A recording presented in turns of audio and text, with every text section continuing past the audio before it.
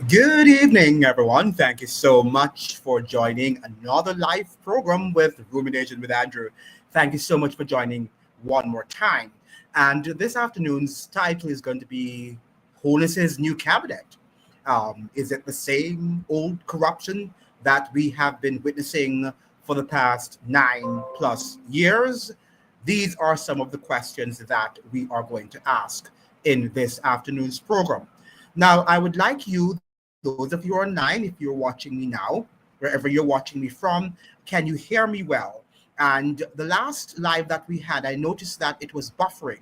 And I would have loved if you had told me that it was buffering the last time we were on the channel. So please let me know as you join the live if you're hearing me well and if you are also if I'm buffering. Am I buffering? Is the live being streamed and is it flowing or am I buffering? I hope that I am not buffering in this live. The last live I was on, after the live was finished, I noticed that I was buffering. Can you tell me, the person who's in the chat, please say hi and let me know if everything is well. Are you hearing me well? And is the live buffering? Is it freezing? Is the live freezing, ladies and gentlemen? Let me know in the chat box if the live is okay. If it's okay in terms of. But we are going to look this afternoon at is Andrew Holness, the cabinet of Andrew Holness that he has selected to govern the country. Andrew Holness has won a third consecutive term in office, and he has selected, and they have been sworn in yesterday. They were sworn in yesterday to occupy the positions that Dr. Andrew Michael Holness has conferred upon them. Now, the Jamaica Observer brought the story, and the story is entitled "Now On to Economic Growth." That's the cabinet stability welcome. Now on to economic growth, say business leaders. So the business leaders are asking Andrew Holness to look at economic growth. And Andrew Holness has that ministry in his office. What do you think about that? What do you think about Andrew Holness having the Ministry of Economic Growth in his office yet again? So Andrew Holness has announced his new cabinet, but instead of fresh leadership, Jamaica is seeing the return of old faces tied to scandal. Andrew Wheatley and Robert Montague, both who previously stepped down over corruption issues, are back without their cases being cleared. And that is something interesting. Now, I'm not here to suggest this afternoon that Dr. Andrew Wheatley, is it Andrew Wheatley? Right, I think that's what his name is. And Robert Montague were culpable of the charges leveled against them. But what we can say, shouldn't those cases have been cleared?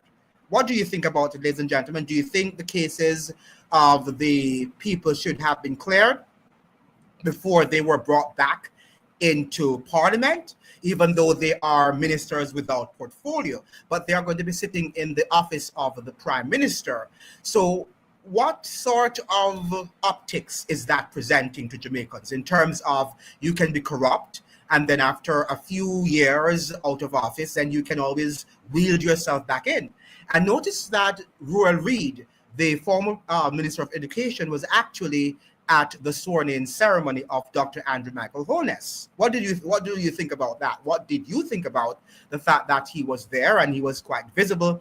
And I think it was the same day that the Gleaner reported that Ruel Reid, 16 of his witnesses, did not show up for the trial against him, the charges that have been leveled against Ruel Reid.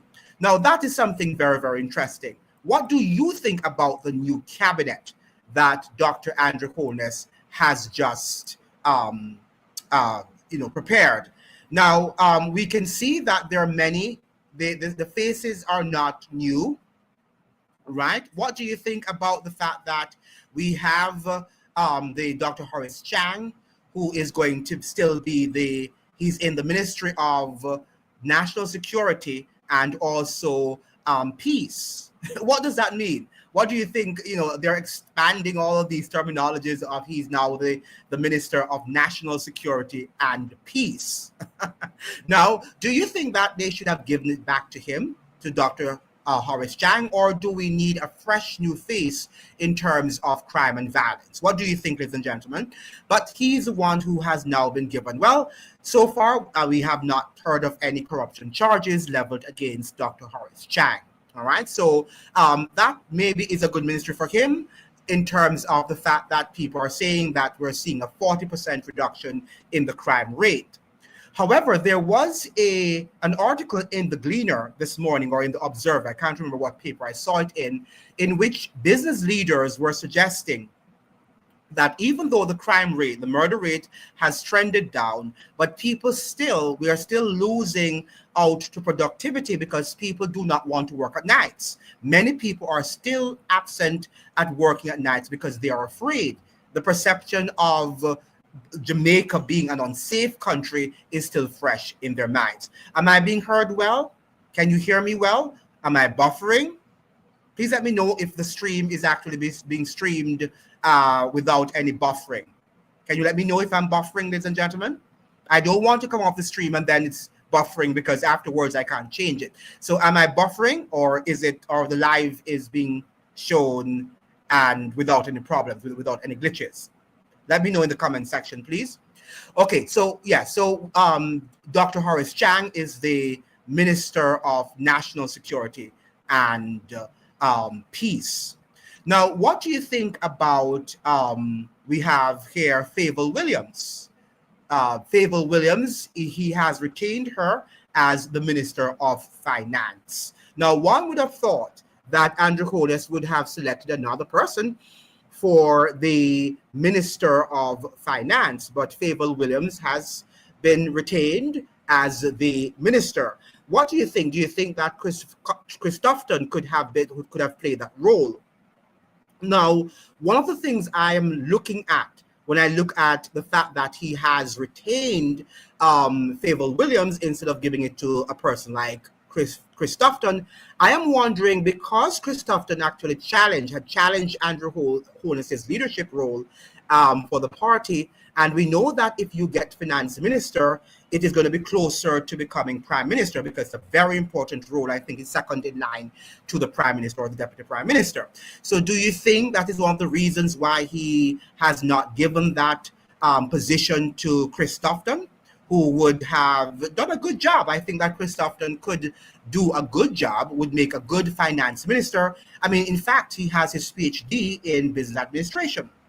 So I think that he would make a very good and an effective finance minister. But Andrew Holness has not given him that position for whatever reason. And I'm wondering if he would not bless him, if Christopherson would not be receiving or will not be receiving the anointing of Andrew Holness as perhaps his successor.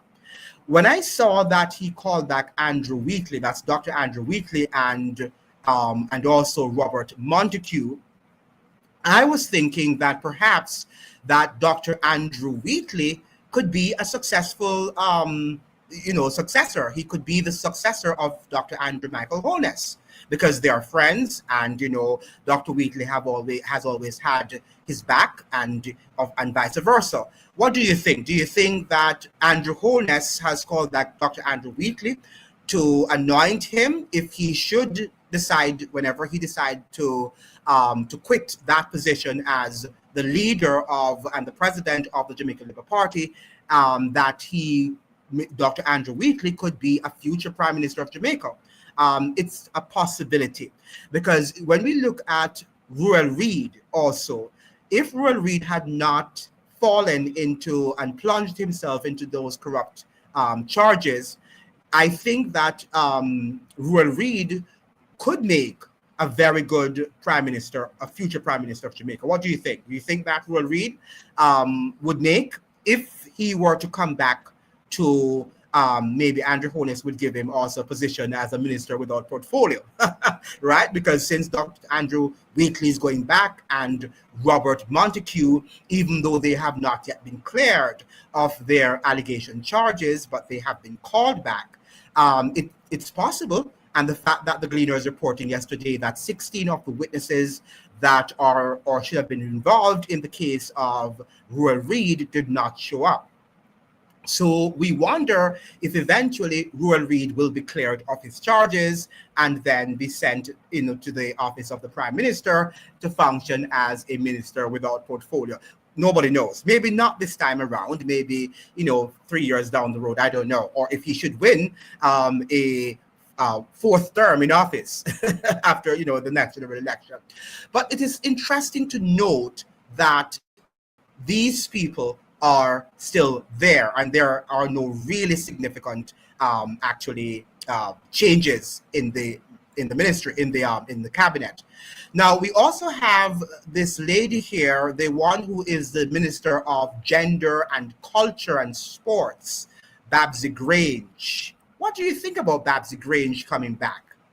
Ladies and gentlemen, what do you think about Babsy Grange being offered and continuing in that position as the Minister of Sports and Gender and Culture? What do you think about that position? Do you think now we need fresh blood in that ministry?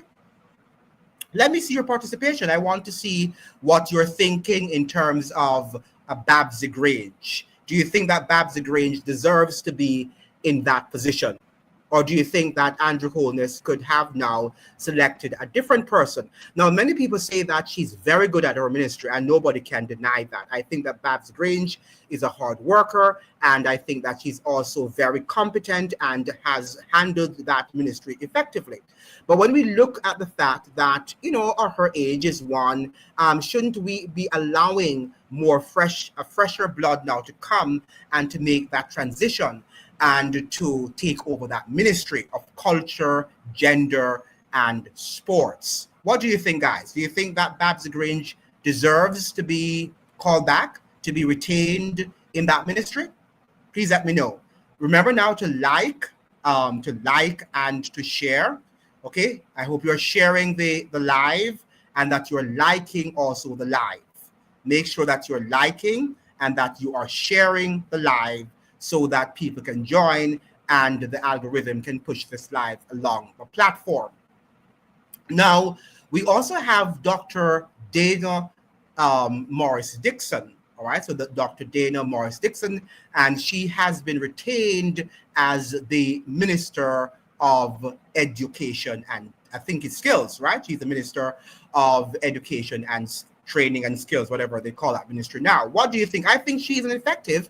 I think that she deserves that position. I think she is doing a good job so far. So why change her? I think that she should be retained. That's my opinion. What do you think? Do you think that Dr. Dana Morris Dixon should be retained in her position as the Minister of Education and Skills Training? What do you think about that, ladies and gentlemen? Please write your comment in the comment section. Now, we also have, as I'm looking here, is it Floyd Green? And he has been retained in the Ministry of Agriculture and Fisheries. I think that's also a very good selection. I think that Floyd is a hard worker and deserves that position. Now, we have Daryl Vaz, all right, Daryl Vaz, and you know that Daryl Vaz, like him or not like him, he's a hard worker, and I think that he should be retained, as Dr. Andrew Holness has done in that ministry, the Ministry of Transportation and Works, right? So I think that that was a good retention, and the fact that they're also transitioning into having school buses, and he is one of the authors, one of the engineers of the school bus system. I think that he should be retained, and that was a very good.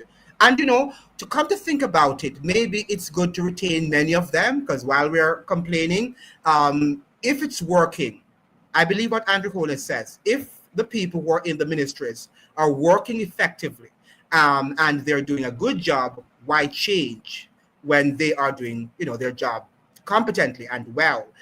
So I think that in some cases I would cut him some slack.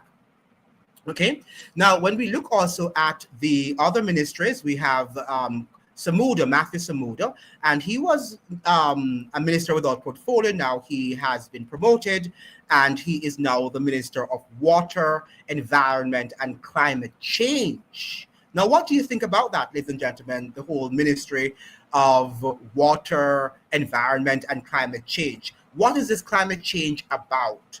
Do we think we are clear on climate change and what that agenda is? What is the responsibility and what role? What are his, should I say, responsibilities in terms of the climate? We know we need water, okay, and that is a very important thing that we're lacking in Jamaica in terms of pumping waters into our homes, right? I think many Jamaicans are still without water, and those who have water, for example, in the urban centers and even in the rural centers, but more so in urban centers like Kingston, they still continue to have droughts and frequent water lock-offs. Should they not try to deal with these problems now? I think that if we want to talk about climate change, we must first deal with the basic problems that we have not yet dealt with, and water is one of them. All right. Why is it in 2025 we still continue to have frequent water lock-offs in Kingston? Why can't they get their acts together right now and begin to allow water to flow 24 hours a day? Why do we have to have frequent water lock-offs? These are some of the things that we have to demand that Matthew Samuda, who seems to be an up-and-coming minister, someone who is promising, that we should ensure that he accomplishes during his tenure in that ministry. Very important that he undertakes that very major and very important responsibility, right?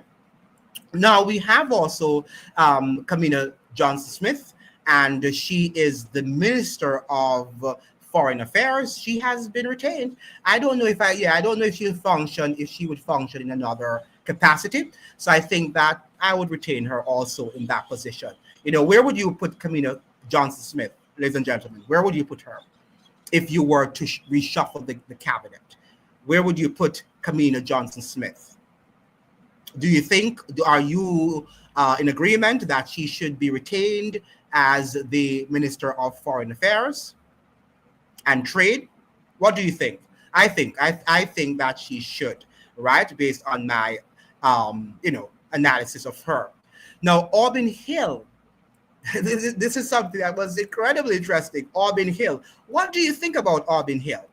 And that Orvin Hill, what has Orvin Hill accomplished during the last 9-10 years as the Minister of Commerce and Trade? Is it Commerce and Trade? I think that's what the ministry is called. What has he achieved? I remember before the GLP came into power, when the PNP were in power in 2011 unto 2016, he was always on CVM, saying that he was able to go to India, he was able to go to Saudi Arabia, that is Orvin Hill, and he would have gotten lots of foreign investments for Jamaica, and that he had the plan to rebuild Spanish Town, and he had all these grandiose plans for Jamaica. But has he really accomplished them? Have we really gotten lots of foreign investments under Orvin Hill? Or is Orvin Hill there for contracts and to build himself and to, for self-aggrandizement? Is that what Orvin Hill is there for? Or was he an effective Minister of Commerce? What do you think? Do you think Orvin Hill was an effective Minister of Commerce? Do you think that he handled that position effectively and well? And under his stewardship, do you think Jamaica received a lot of investments and we are better off than we were when he was not atop of that ministry, when he was not stewarding that ministry? Please let me know. I want to hear your voices, people. Please don't be shy. Let me know what you think about these various ministers. Now, we look at Delroy Chuck, who has retained the position of Minister of Justice, right? Now, there was a news item on TVJ, which I'm going to show you right now. So let me share the screen with you, in which he was expressing himself about the fact that there are some changes in the Ministry of Legal of Constitution and Legal Affairs, something of the sort, that Malahoo Fort was actually heading and presiding over. Now, understanding is that the Prime Minister has decided to sack her from that office, or that office is going to be under the stewardship of the Minister of Justice. Now, what do you think about that? Do you think that there is some tension between Marlene Malahoo Fort and the Prime Minister? Now, we know that Marlene Malahoo Fort has a very strong personality. Whenever you saw her, when she was, vouching for us becoming a Republican state, the way in which she spoke to PJ Patterson and even Bruce Golding, she spoke like she was has this arrogant disposition, this arrogant flair, So I wonder if, she crossed the path of Dr. Andrew Holness, and for that reason, he might have sacked her. I don't know. I'm just making here some allegations, suppositions. So these are not credible facts that you can say really are true. But it struck me that she is no longer having that ministry. Was she effective in the role in that new ministry? I was in agreement with that new ministry, the creation of that new ministry of Constitution and Legal Affairs, something of the sort. So I'm wondering if there was some sort of report about her in terms of assessment of her ministry, and perhaps she did not perform well in Dr. Andrew Holness's mind, in his assessment, and for that reason, he had her sacked from that role and has now transferred that office under the stewardship of Delroy Chuck, the Minister of Justice. What do you think? Do you think that there is some sort of tension going on between Dr. Andrew Michael Holness and Marlene Malahoo Fort? Why do you think she was actually sacked from that ministry? Okay, and that the ministry is now retained, is now sent back to the ministry. But let us look at this video here coming from the TVJ newscast yesterday about the minister. So let me share my screen with you now, and we can look at that newscast to show you what Andrew Holness is saying about trying to share my screen here, so be patient with me. Okay, so this is how I share my screen. I go here. Oh Lord, I'm still learning how to share a screen. So I share my screen and share screen. So yeah, let me look at the new cabinet. Yeah, so this is what we're going to share with you now. And please listen. Welcome back to Primetime News. And a special welcome once again to our viewers on TVJ International in the Cayman Islands and online at onespotmedia.com. What will happen to the Ministry of Constitutional and Legal Affairs?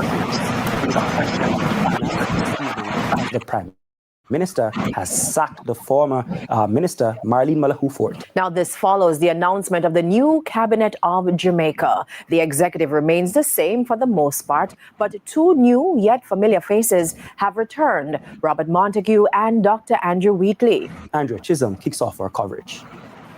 These are the faces of the 19-member cabinet responsible for different policies and programs and the general direction of government. The faces of the new cabinet are not that new. For the most part, individuals have retained their portfolios. For example, Favour Williams still has finance, Dr. Christopher Tufton health, Floyd Green agriculture, Edmund Bartlett tourism, and Kamina Johnson Smith foreign affairs. Noticeably absent from the list was the Ministry of Legal and Constitutional Affairs. The previous minister, Marlene Malahoo Fort, was not appointed to a ministry. So what's the plan? Who will have responsibility for the portfolio? I asked Justice Minister Delroy Chuck if his ministry would assume the role. I have really no idea at the moment. I can tell you, I don't know the thinking of the Prime Minister in terms of when we meet at Cabinet and how the various portfolios will be allocated. I don't know what is going to happen in relation to that section. Remember, it was always a part of the Ministry of Justice.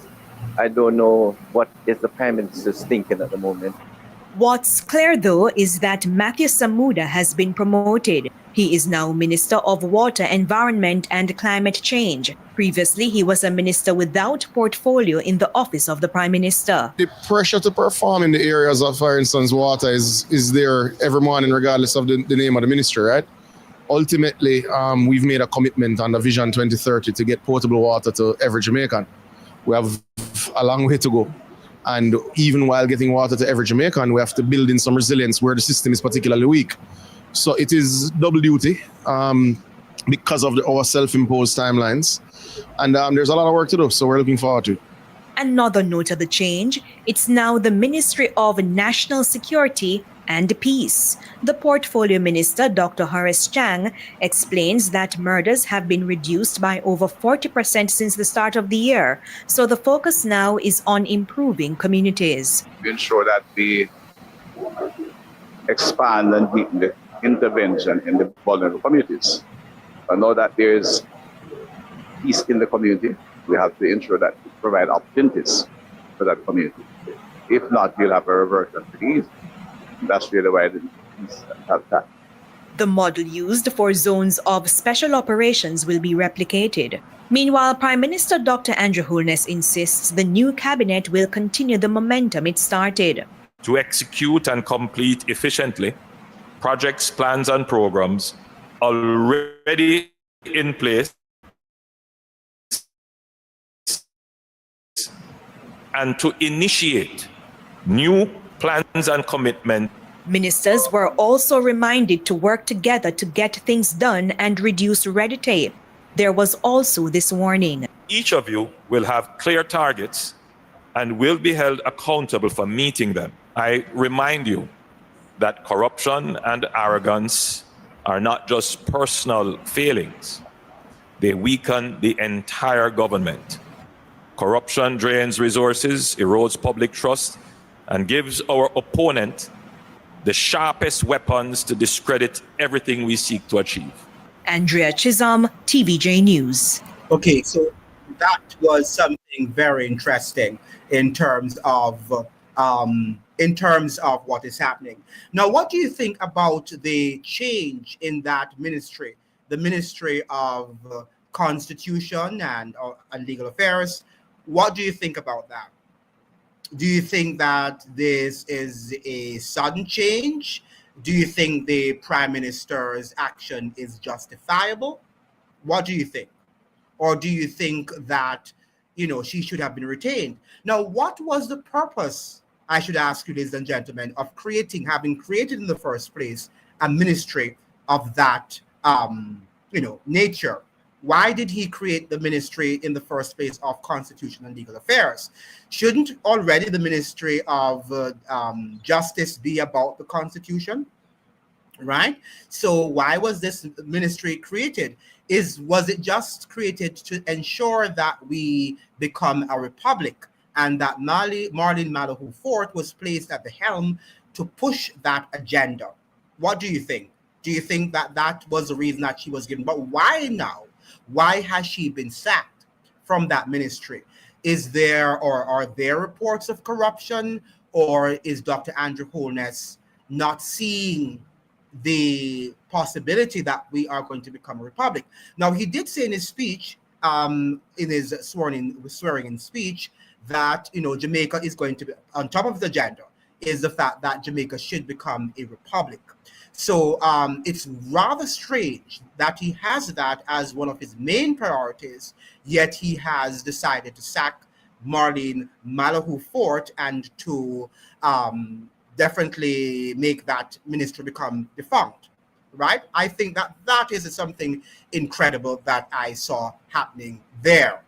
Now, in terms of the Ministry of Peace, of National Security and Peace, do you think that peace was necessary? Why are we putting peace? What role does the government have in terms of fostering peace? Or should they just be the ones to ensure that law and order, is maintained in the country, and then peace will reign? Right? So if we don't have all of the lawlessness and the corruption, and Dr. Andrew Holness talked about corruption and he's trying to wipe out corruption. At the same time, he has brought back Dr. Andrew Wheatley and also Robert Montague back to the cabinet. And you really wonder if he has brought them back to the cabinet and they have not yet been cleared of all the corruption charges that were leveled at them. How are we to think in terms, is Dr. Andrew Holness serious about eradicating corruption? And somebody wrote here in the chat, corruption where? This is Marie. I think she wrote it, sometimes this morning when I actually, promoted the live. And I'm asking, don't you see the corruption? And this is what we're seeing in Jamaica. We have turned a blind eye to corruption. And what is happening is that because we've turned a blind eye, the politicians are doing whatever they want to do. Because if you are PNP, you're going to turn a blind eye to what the PNP is doing in terms of corruption. If you are GLP, you're going to turn a blind eye to what the GLP is doing in terms of corruption. And that is why corruption will never be eradicated fully from Jamaica, because what we have are diehards, and they are going to vote for the PNP or the GLP irrespective of what. Now, we are not here, the jury, right, to suggest that, Ruel Reid or Dr. Andrew Wheatley and all these people are guilty. What we are here suggesting on this channel, on the show, is that they should have been cleared first. After they have been cleared of all charges and Jamaicans are convinced that they were not guilty, because, allegations would always be hurled at people. You're going to always have that. It's politics. And if you're in leadership position, that is always going to happen. The problem is that if we do not seek to clear up corruption charges and to convince Jamaicans that these people were not culpable of the charges leveled at them, then how are we going to move forward? How are we going to move forward? And can we continue to have amnesia? Can we continue to exercise amnesia by forgetting that yesterday this person was corrupt? And then we just say, just like Patterson, I shall return. Remember PJ Patterson? He said, I shall return. And he did return after the Shell gas scandal with him. So we have been enduring corruption charges, corruption after corruption in both political parties, and nothing has been done. No better herring, no better barrel, no better barrel, no better herring, or whatever the saying is, right? So what are we going to do about it? Good, very good. I'm happy that I'm not buffering. Yeah, so you're not buffering and the sound is good. No better barrel, no better herring. Right, thank you, as my mother would say. Some GLP cabinet, another 4 years of broken promise is a sin for cruel Reid to be there. Absolutely. I was shocked, Mistress Koala. I was shocked to see him at the meeting. I was shocked that Ruel Reid could have decided to have been there. Okay, and it was the same day, Mistress Kaola, that the Gleaner reported that the 16 witnesses that should have shown up to court were missing and had not reported to to speak on the charges that were leveled against him. I was shocked. And Jamaicans, nobody said anything. The journalists who were there, who were at the sworn-in ceremony, nobody interviewed him and asked him, the same Royal Reid, well, how do you feel? And to ask him whatever question they should ask him. Because the fact of the matter is that I think, as I was saying early on, if Royal Reid had not plunged himself into these charges of corruption, that he was going to be on his way to becoming a future prime minister. I think the ground was being laid for him to do that. All right. So I don't know if Dr. Andrew Holness is going to be, promoting him one of these days, giving him a minister position without portfolio, or he's just working behind the scenes as a consultant. I don't know. But what we saw, the optics were just not good. And the fact now that he has taken in back Dr. Andrew Wheatley, okay, and also Robert Montague suggests that it is going to be business as usual. All right, it suggests to me that it is going to be business as usual. There was here another by Dion Jackson Miller. I don't normally listen to her with Dion's show, but she had a rather interesting lineup of people last night on her program. And let me read what that guy has to say before we go on to that guy, Jay. Does the doctor, is it Wheatley? Is it Wheatley? Yes, make the final call? Oh, Dr. Andrew Holness. Yeah, does Dr. Andrew Michael Holness make the final call? I doubt it. The oligarchs are always pulling the strings. I think so too. Yeah, I think so too, that guy, Jay. I think that the oligarchs, in fact, when we read the papers this morning, it seems like the PSOJ and all these business, titans, these economic titans in Jamaica were happy with his cabinet. So you're right. I agree with you 100% that guy, Jay, that Andrew Holness is not calling the final shots. All right? He's not responsible for calling the final shots. So whether we like it or not, it is what it is. I am just addressing it in light of the fact that guy, Jay, that he still represents the face of public, authority, if you will. He is the prime minister, and we say that he's the second in charge to the governor general, whatever that is also. But you're right. You are perfectly right about that. Now, let us look at what Dion Jackson Miller's guests were saying last night. I found it interesting, and I find that our analysts, some of them, are so biased that it's sometimes so striking what we're hearing our political commentators saying. Where are the Martin Henrys and these people of yesteryear, the Ian Boynes? We've lost all those credible and important journalists, haven't we? But let me see if I can get now to the sharing the screen. Yeah, okay, so I share, and I'm going to pull it now.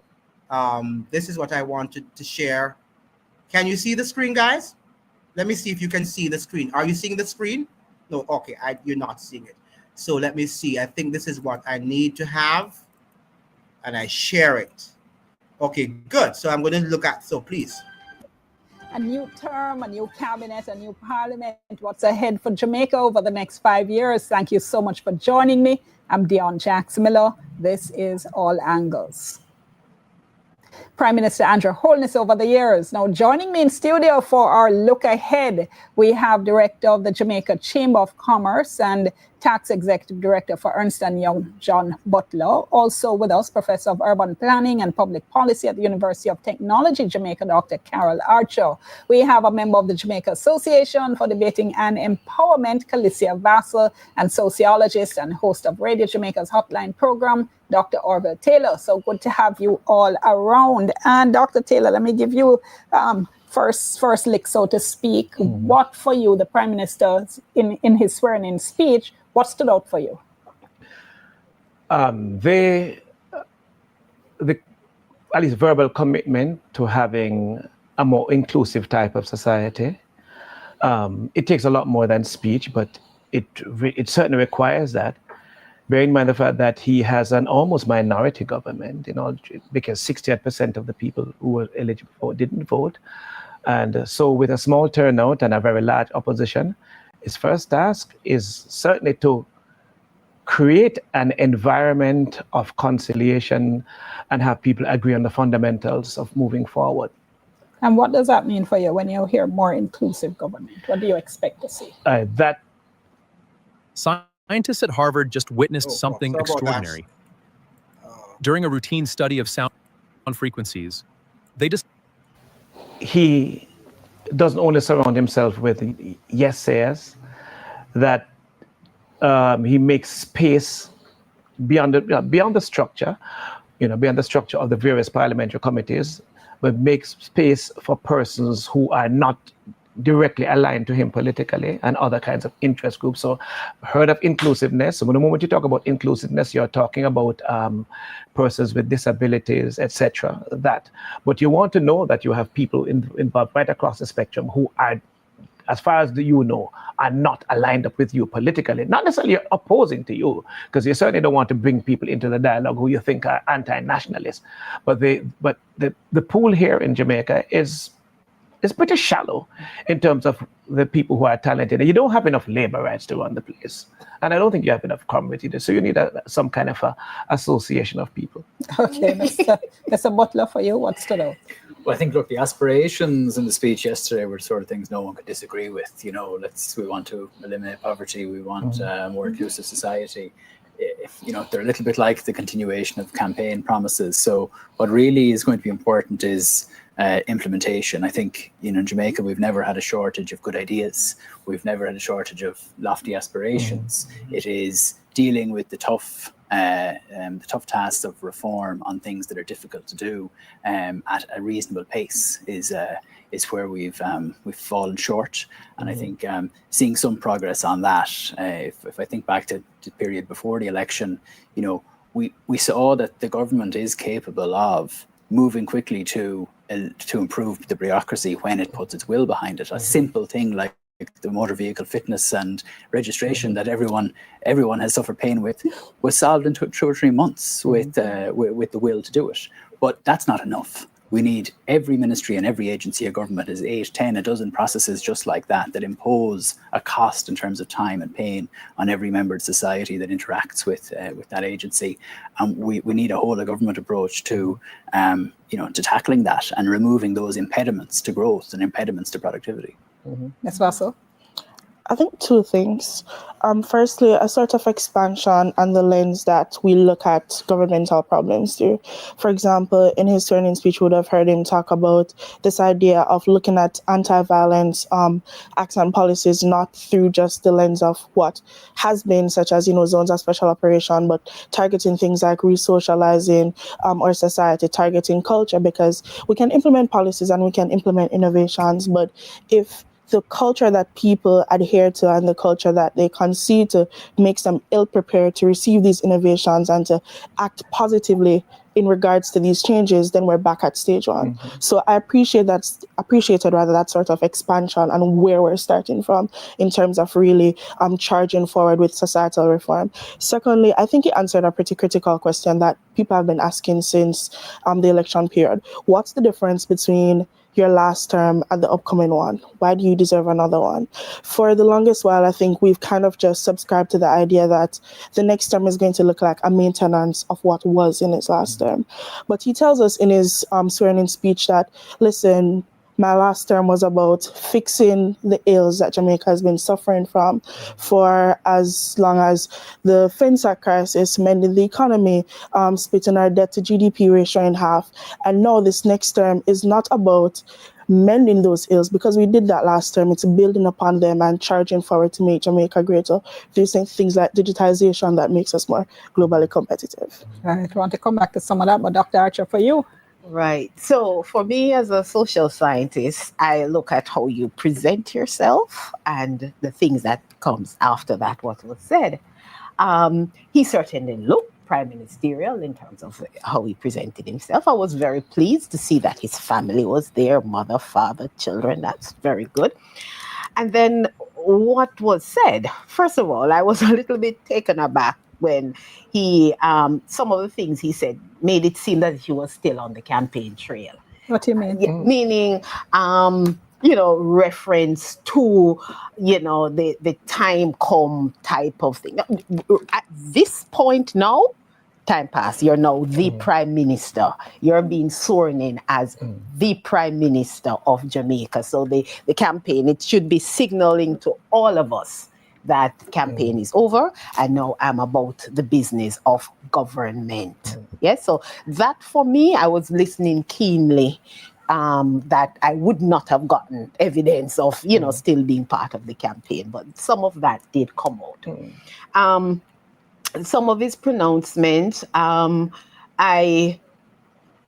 was, it caused me to sit up because I heard some of the things that was said in, and I read in the PNP manifesto, particularly about the creative industry and some of the, economic approach that he would say. I heard some of them. So while I took note, I'm also wondering if that provides the opportunity now for the engagement, the active engagement of the opposition, something that I saw missing in the last administration. So I'm hoping that with him referring to some of the plans and the programs that were included in the PNP manifesto is a signal that, look, we will now be working together, opposition and government, to address some of the issues that the society is. I see Dr. Taylor coming in, but let me just throw to that clip, in fact, the comment the PM made about the creative industries. Okay, I just found that sort of analysis interesting. How did you find that, you know, in light of what, let me get to, let us see what you're saying. I think skills, let us go back to, yes, let us see some of what you guys are saying. The money from the education ministry could have been used for solar panels to cut electricity costs, AC systems, iPads, school supplies, skill training for kids. And that is true. And in fact, I was wondering, for those of you out there, what do you think about the Ministry of Education? Should we now have at least two ministries, one for higher education and another ministry for secondary schools? I think that we need to move forward with that. I don't think one education minister can solve all the problems of higher education and skills training, right? And also for the lower education secondary schools and primary schools. I think we need to have an education ministry for kindergarten right up to secondary school, and another ministry we'll call the Ministry of Higher Education. Right? What do you think about that? I think it's something we need to think about, because education should be at the center of development. Now, I think skills need to be incorporated into education, culinary arts, cosmetology, car mechanic shops, driver, ed, guidance, counseling, individual tutoring, agriculture and sewing. Yeah, but and that is what the heart is not what the heart training is there to do. So I think that is what they're there to do. In some schools, like in many of the technical schools, you do have these sort of skills training, but you can't have all schools being skills training. I think we need to have, as we do have there now, we have the modeling, and as Mr. Archer was saying on the program, Jamaica doesn't have a problem with ideas. We have lofty ambitions and ideas. What we do have a problem with is the implementation of these ideas, the execution of these ideas. This is where we fall very short. Jamaica falls very short when it comes on to the execution of the things that we should be doing. Now, when we talk about also that lady, Dr. Archer, when she was talking about the fact that he said time come, nothing was wrong with that when he said time come. And as, well, you didn't hear this, but you know, what's his name again? The sociologist, he was suggesting that nothing is wrong with it. The government has to be inclusive. He is a minority government. And I'm happy that he made that point, that Andrew Holness is a minority government. He's not a government by the majority. The majority of the electorate did not vote, did not cast a ballot. So we have to go, and so he has to find a way, and then he has lost how many? He just won 34 seats, right? So the fact of the matter is that he is not a government ruled by or governed by or sent there by the majority, I should say. Now, there's another thing here. We need, let's go to Mistress Kaola. We need physical education. I was shocked to go back recently and see how big we are getting, which is true. It's a controversial topic, but lifestyle diseases are destroying us. We need to go back to natural food. Yes. And I think that's where agriculture comes in, Mistress Kaola. I think that we need to go back to basic agriculture. But what they're doing this agribusiness where it's not about, you know, farming natural foods. You know, one day I presented a video and I was talking about a video that Irie, I think she calls herself Irie Jamaica or Jamaica Irie. She's from the Ukraine. And she did an interview with a Jamaican farmer who lives in Stony Hill. And he was saying that the Jamaican government does not allow him to import organic seeds into Jamaica. All of his seeds have to be chemicals, right? They have to be GMO seeds. Well, thankfully, he had to go now and ship, organic thing, or I don't know how he said he got his organic seeds, but he says because of that, he has to sell them very expensive.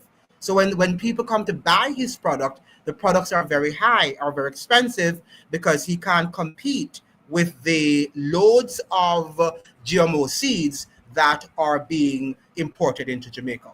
Let us see what another mistress, yes, Kaola, you're saying again. Different sectors of the ministry is a great idea. I think the ministry is a mammoth of a task. It needs to be broken down into smaller sections to tackle the problems they have head start in the United States. Absolutely.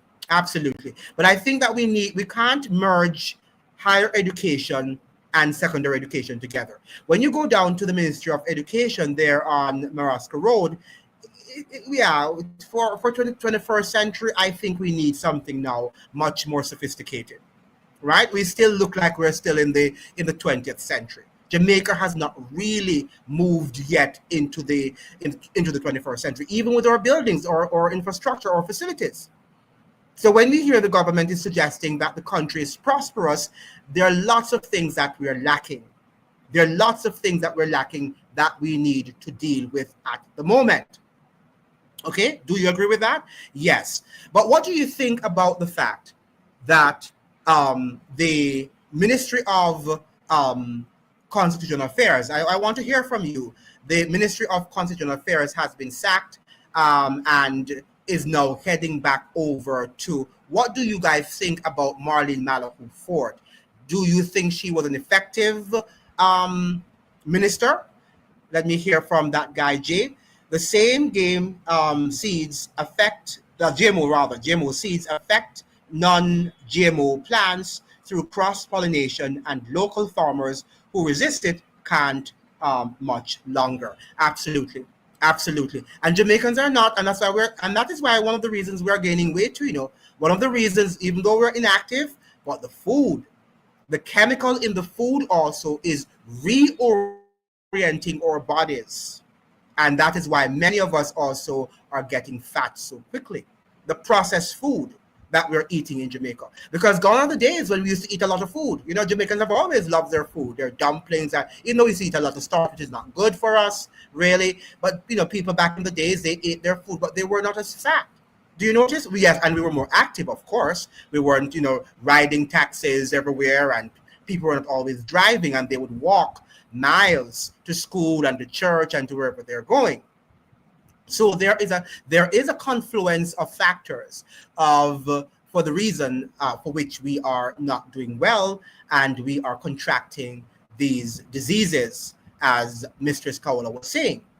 Okay, so I think these are some very good ideas that we're suggesting here about, but how are we going to avoid the GMO? Because that's a global dynamic now. That's a global agenda.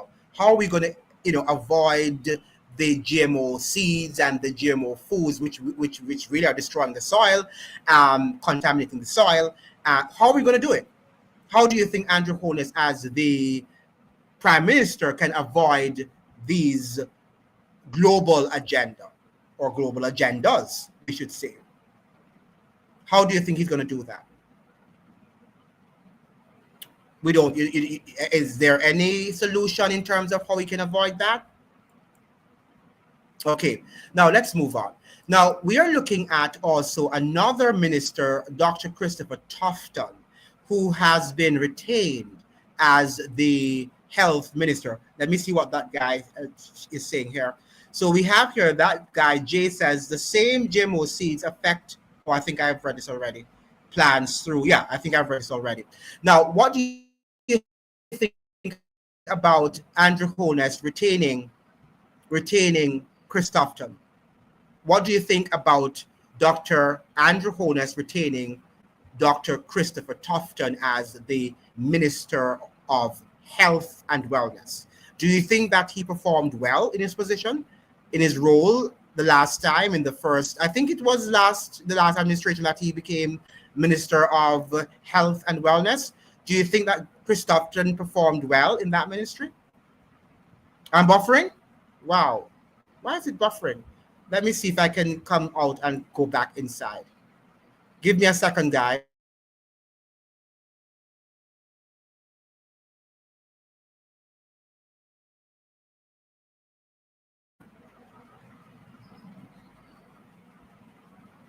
Am I still buffering?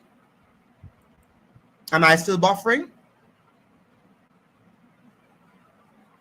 Am I still buffering, guys? Hello? Can you hear me? Am I still buffering? Hello? Am I still buffering? Can you say for me if I'm still buffering? Okay, not buffering. Okay, good. I'm happy that I'm not buffering. Okay, so what do you think? My question to you was, what do you think about Chris Tufton as he has been retained as the Minister of Health and Wellness? What do you think about his stewardship of health? We're talking about health. We're talking about GMO foods. We're talking about good. Thank you so much, Mr. Escaula. Yeah, we're talking about GMO foods. We're talking about the fact that our citizens are unwell. So do you think that Dr. Christopher Tufton did well or poorly in his ministry in the last term of Andrew Holness's regime? What do you think? Please let me know. I want to hear from you what you're thinking in terms of his role, that is Chris Tufton. Now, let us really look at the cabinet. Should Andrew Wheatley and Robert Montague have been, let me see the comment here before I go back. So we're talking about Chris Tufton. He needs new momentum. Yes, it is obvious he has been struggling with Cornwall. Absolutely. And, the health ministry is just like the Ministry of National Security and Education. I think that these are the most challenging offices or ministries that anybody can be called to, right? You can always have some challenges going on there because there's just so much and, so much that we lack, okay, in Jamaica. And if we are going to be honest, the government doesn't have the money a lot of times to deal with a lot of the challenges that we're facing, especially in light of this debt reduction, austerity program that they are a part of with the IMF. But let's go back now to asking some questions so you can participate. Should Andrew Wheatley and Robert Montague have been allowed back before their corruption cases are cleared? Do you think that Dr. Andrew Holness should have allowed Montague and Wheatley back into the cabinet before their corruption cases are cleared? What do you think about that? Do you think that's good optics? Or do you think, well, they were not probably guilty of the charges, so why not have them back? Okay, let us listen to what this person is saying. And this is from Mistress Kaola. I believe Christopher Tufton started off with good intentions, but he got caught up PR stunts. There was a video on TVJ on Clarendon Hospital. People are dropping like flies. And they all do that, Mistress Kaola. They all start off well. In fact, let us just say here, let us pause for a moment and just acknowledge that our leaders have a challenging task, right? What they do is not easy, and it's easy for us to, criticize them because we don't know the challenges, the day-to-day challenges that they face, that they confront in Jamaica. We are not here excusing corruption, but we know that Jamaica is a very difficult country to govern. It is, but at the end of the day, good intentions are not going to build us. We need to have a moral resolve to say fly high or fly low, we are going to do what is right. And Christopher Tufton was on a program, a podcast, sometimes 2 years ago, I think, in which he was suggesting that the money that he's getting for his salary is like, chick feed. And he has to be engaged in other business enterprises to be able to survive. So if he's talking like that, what can the ordinary teacher say? What can the ordinary teacher say if Christopher Tufton is speaking like the money that he's getting from his ministry as a minister of health and wellness is just chick feed? What are the teachers to say? And these are the things that we must ask. Now, what do you think about Andrew Wheatley? You haven't said to me yet. What do you think about Andrew Wheatley and Robert Montague? Do you think that they should have been called back to office without their corruption charges being cleared? What do you think about that? Please respond in the box. Let me know what you are thinking about Andrew Holness's, retention of these two former ministers. Any response? Now, let me go to another question. Is Holness rewarding loyalty over integrity? Do you think that Andrew Holness is rewarding loyalty by, not reshuffling the cabinet? Do you think that he is rewarding loyalty over integrity? What do you think? Let us see what somebody is commenting here. Let me put it on the screen.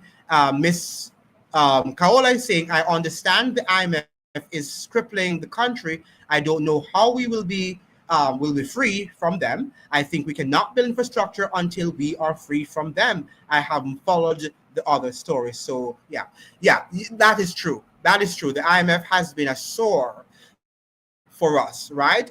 For the past how many years? 10 years or so, or more. I think it's 12 years now that we have been with the IMF.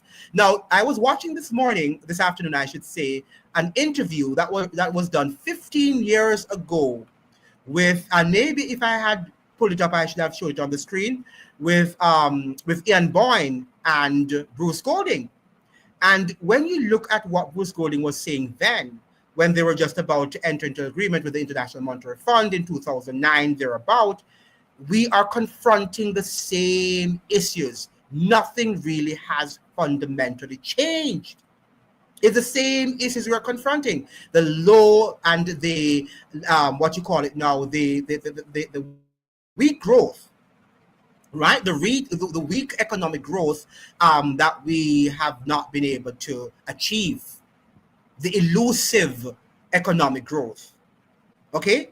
Still, we have not yet been able to expand. And the then Prime Minister Bruce Golding was saying that Jamaica was saying in 2009 that we have not diversified the economy. So, and fast forward to 2025, we still have not yet diversified our economy. We have not yet diversified our economy. All right, so these are some of the issues that we have to look at and say, where are we going? The more things change, the more they remain the same. And this is the conundrum that Jamaica is always confronted with. We've never been able to move on because the more we move on, we take one step forward and how many steps backward? Probably 3 steps backward or 4 steps backward. And then we end up being in the same position. Okay, so that is something that we need to be looking at very, very carefully.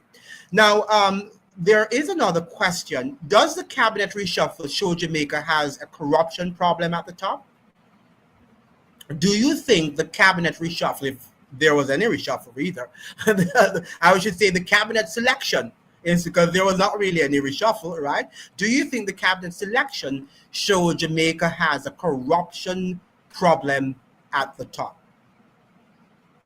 What is your take on that? Do you think we have a corruption problem at the top?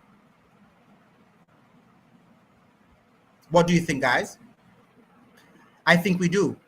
I think we do have a corruption problem at the top. And of course, we know that the Prime Minister was accused of many corruption charges, and we don't know, he still has not yet been cleared. He has not yet said anything about his integrity report.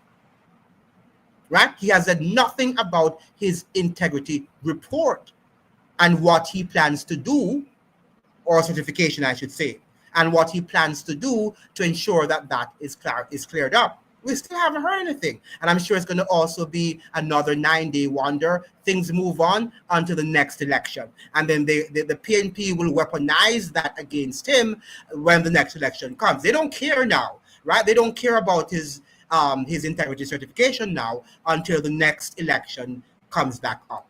Let us look at what Mistress Kaola is saying again. Yes, the head of the stream is muddy, right? Absolutely. The head of the stream is muddy. And we in Jamaica are the ones who are supporting them. I'm not saying you should not pick your government, because we have to have a government. As people always say, Andrew, we have to have a government. Yes, we have to have a government, but we have to make sure that we are alert and we are vigilant. Because if we are not going to have a good government and good governance. And they're going to run roughshod over us, and they're going to put us back on the plantation. All right? When we have the level of corruption that we have in Jamaica, it is just going to be a very short moment till we find ourselves back on the physical plantation, not on the mental plantation now, all right? A physical plantation, because they will take away everything from us, because we're just running after them. And if they give us some songs, look at the swearing-in ceremony.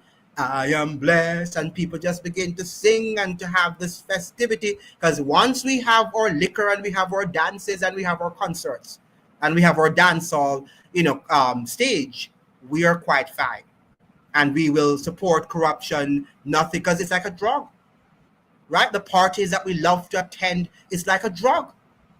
And we are not growing up to understand that the politicians know how to control us.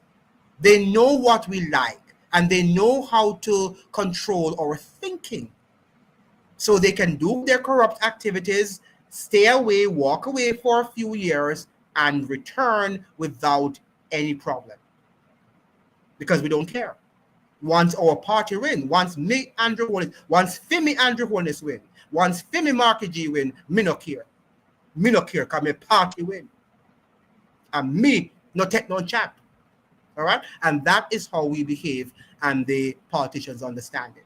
All right? So we have to now grow up and begin to understand that we have to hold them accountable. Now, Andrew Holness is making some pronouncements here of having sworn in his cabinet ministers. We're not going to lose the momentum that we gained in our last term. This is what the Prime Minister is saying, adding that the historic third term gained by the Jamaican Labour Party must be about unlocking Jamaica's full potential and building a society that matches the greatness of our culture, people, and history.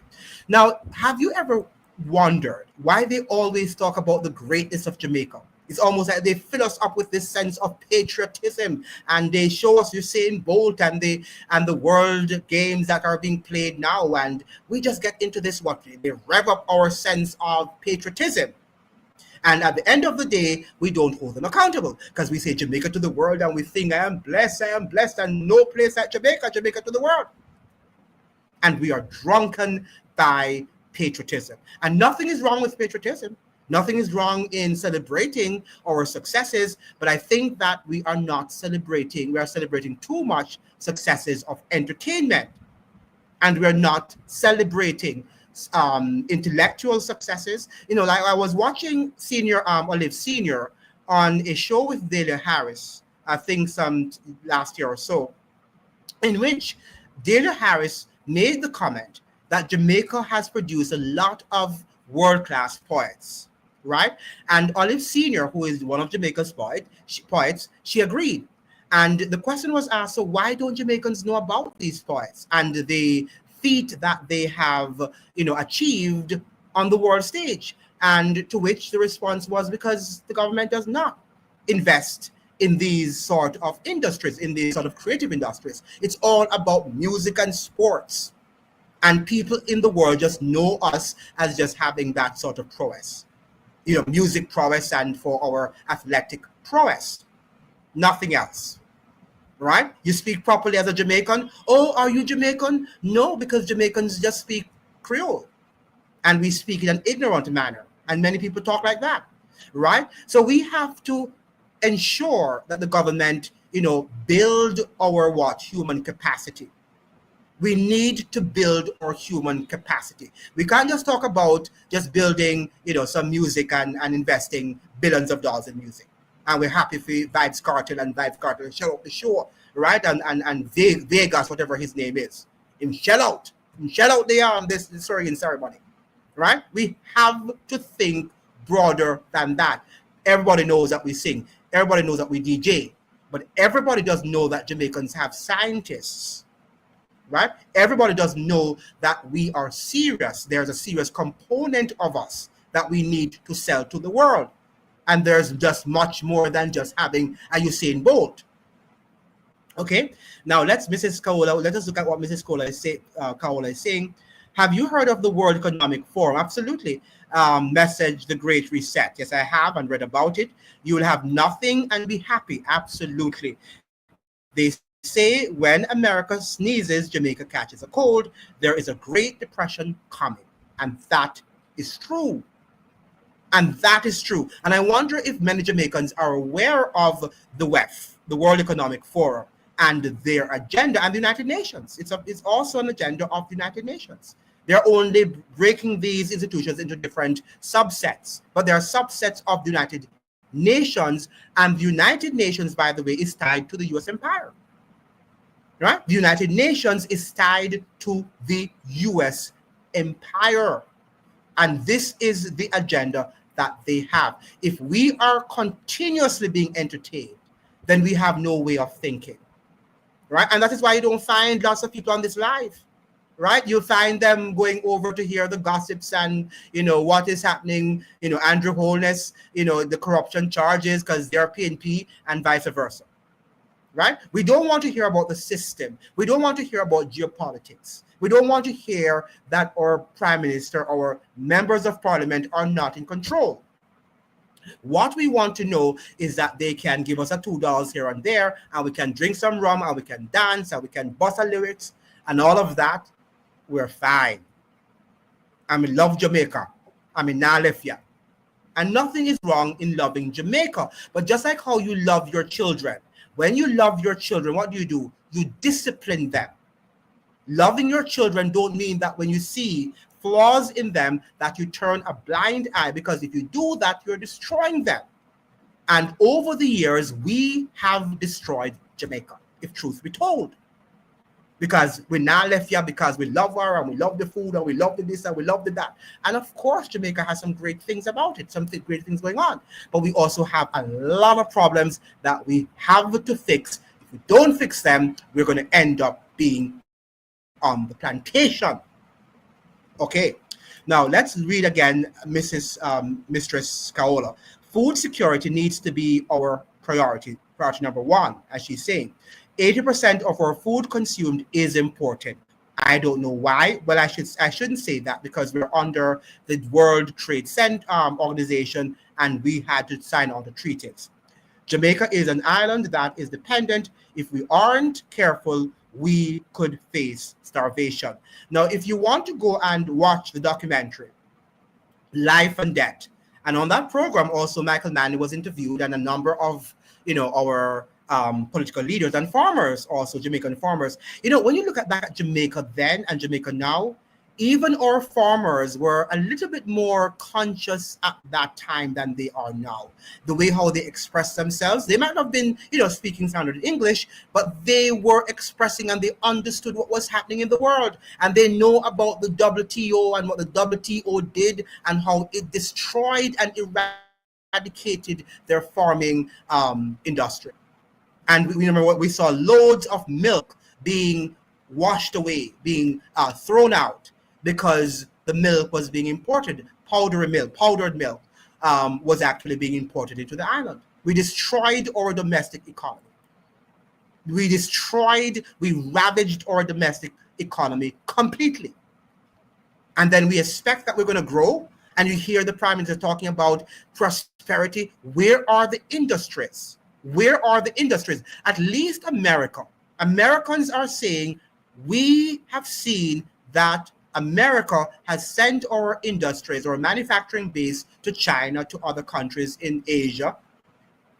right? And other, what do you call it now, tax havens, right? And they're complaining about it. We in Jamaica are just, oh yeah, the Prime Minister is going to bless us and we're going to have a productive and prosperous economy. How can we have a productive and prosperous economy if we are not producing?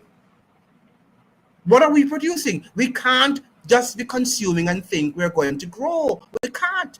And if we grow, who are we growing for? We're growing for the oligarchs. We're not growing for the common man.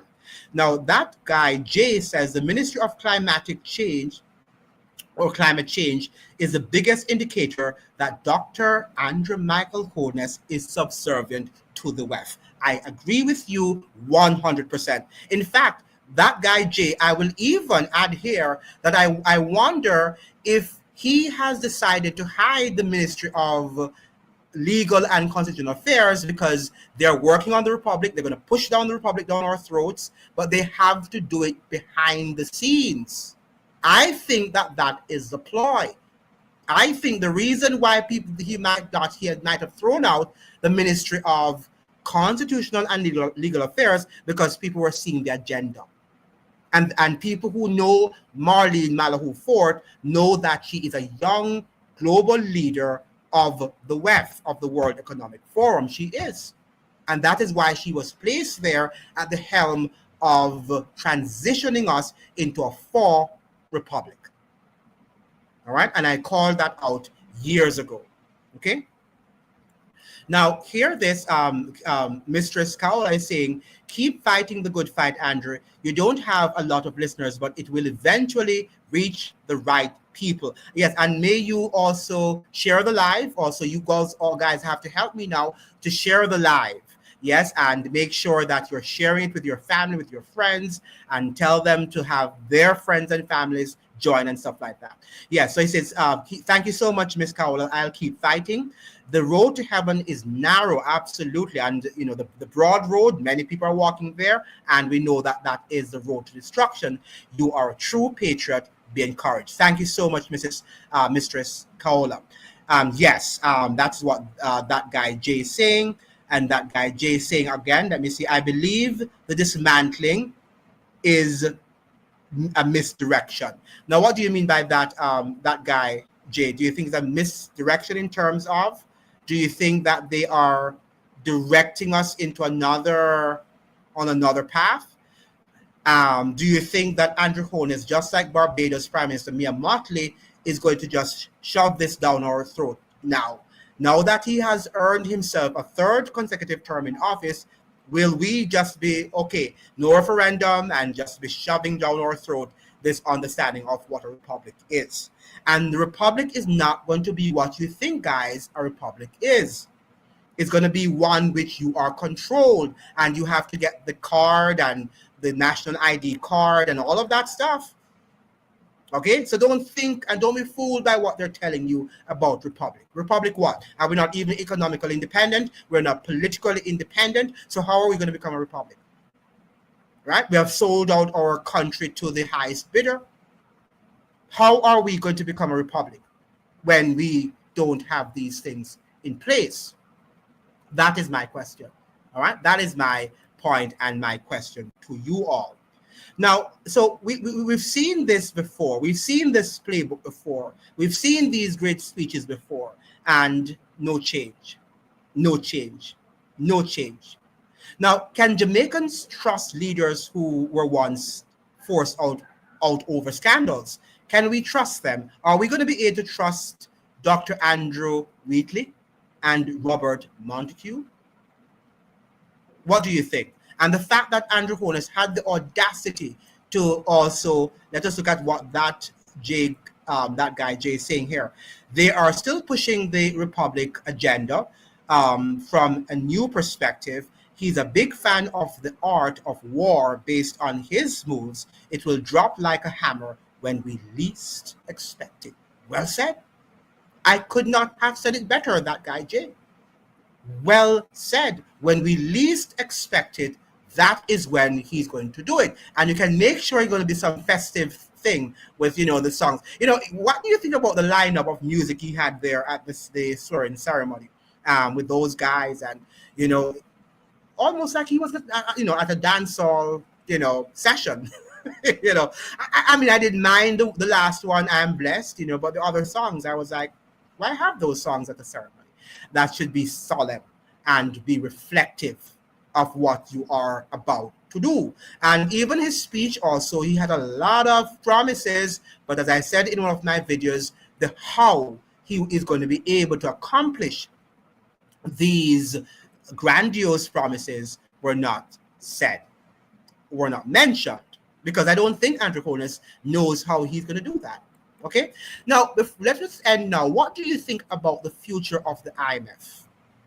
Do you think that after we have lowered the debt, as they're suggesting, to 60% of GDP, we are now at 62.4%, the Prime Minister said in his speech the other day, do you think that we are going to be successful at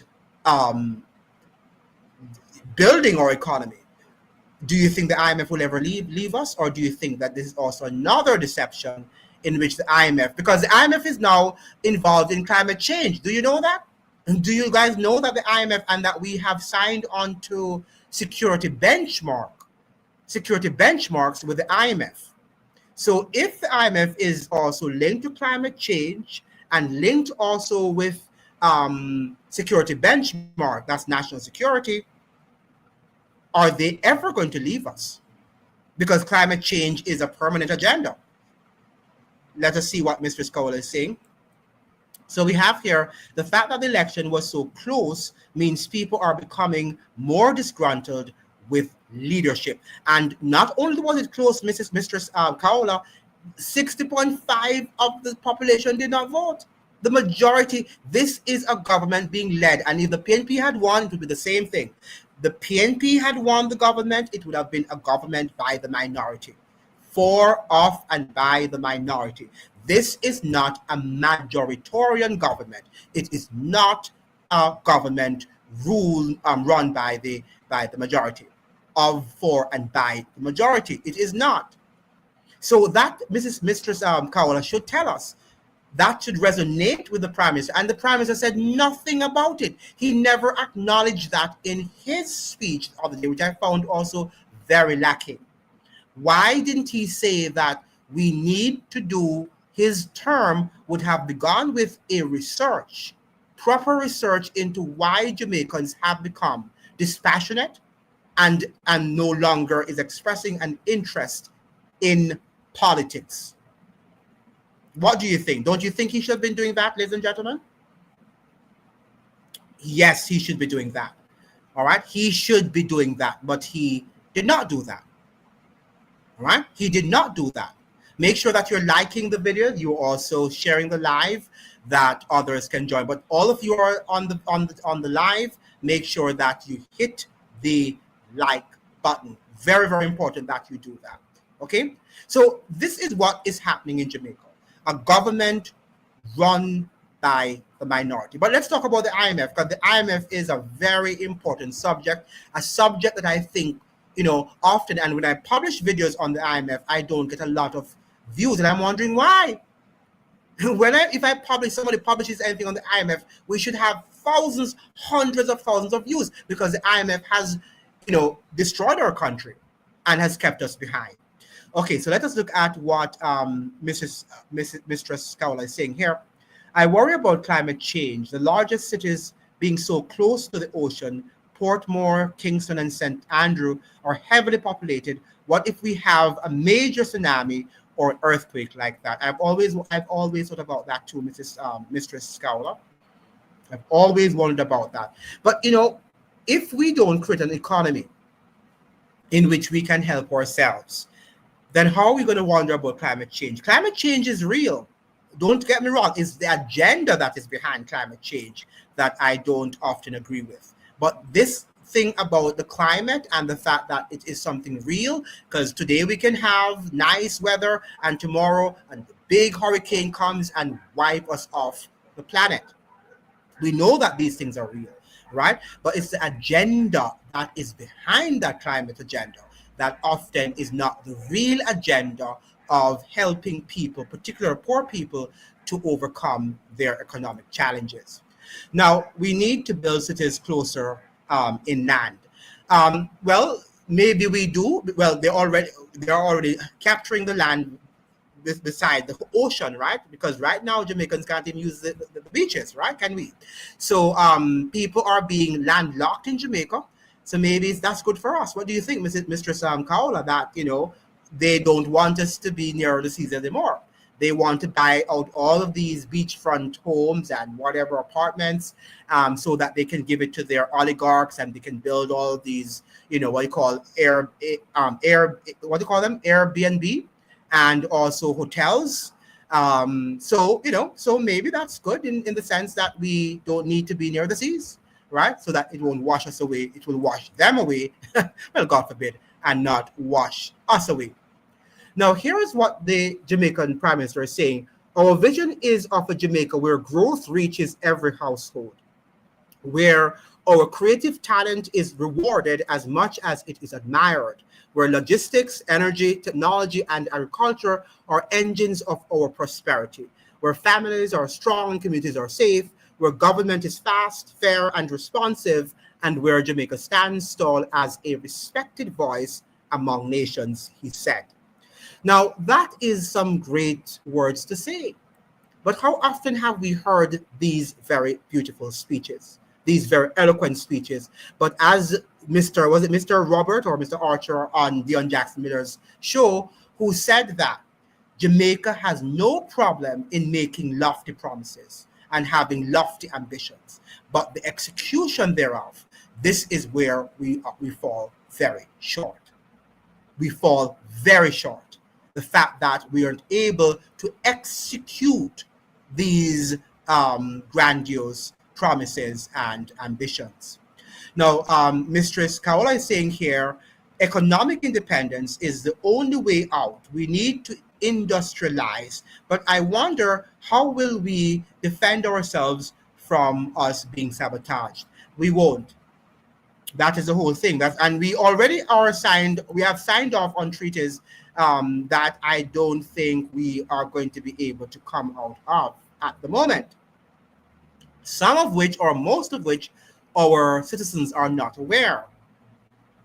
I mean, when you think about the IMF agreement, how much do we know about that agreement? How much do we know? Have we ever looked at the memorandum of understanding? Do we know how they calculate how we have gone down to 62.4 of GDP? 62.4% of GDP, I should say. Have we ever gotten any information, transparent information, of how they are doing their calculation? How they arrived at that figure? No, we don't. We're just simply, parroting what we have been told. Okay? So a lot of things in Jamaica is not known or are not known. Okay? We don't know the half of what is happening in Jamaica. Jamaica is a dark state. Okay? So we have here, Mistress Kaola says, aha, you are right. They may be the first to be washed away. Even tourism is struggling. The U.S. has given us a crime and health advisory, which they, to some extent, have contributed to, because the U.S. controls the IMF, and they were the ones who are at the helm of, straining us in terms of accepting that very, austere IMF policy, which, create a strain on our healthcare. And who is sending the guns into Jamaica? Right? Who is the country, or what country is sending the guns in, flooding the country with guns? Right? We have to begin to also look at these realities. Now, that guy Jay is saying here, they leave us ignorant purposely, and he's right. They leave us ignorant purposely. Absolutely. Okay, this is deliberate. Because if we remain ignorant, then they can do whatever they want to do. Okay, so we have that guy Jay says, as a matter of fact, they treat us the same way they are treated by the oligarchs. I'm sure the same abuse we receive from them is a reflection of what is happening on a larger scale. And he's right. They know they're slaves too, to the oligarchs. Andrew Holness can't do anything that his his superiors don't agree with. He can't. If they ask him to leave, he will have to leave. Right? And what do you think about the fact that they elected him again? They chose him over Mark Golding. Do you think they found Mark Golding too wild a card to have gotten that position as Prime Minister of Jamaica? What do you think? Now, Mistress Kaola is saying here, I had someone ask me where I was from. Then they asked, is it safe to visit there? I was so embarrassed. And it's true, every day I'm embarrassed. Jamaica has this bravado thinking we are doing well, we are so in denial of our problems. We are. And that is what, and maybe that is what keep us saying to Mistress Kaola, if we were to think, if Jamaicans in the poverty and in their sense of desperation, if Jamaicans were really to think and reflect on our problems, I think that we would have more people walking on the streets as crazy people. So the best thing that the government can ever do is to just give them entertainment and to fill them up with a sense of patriotism, right? So that they won't be able to revolt. And that is something that is a medicine. It's a medicine.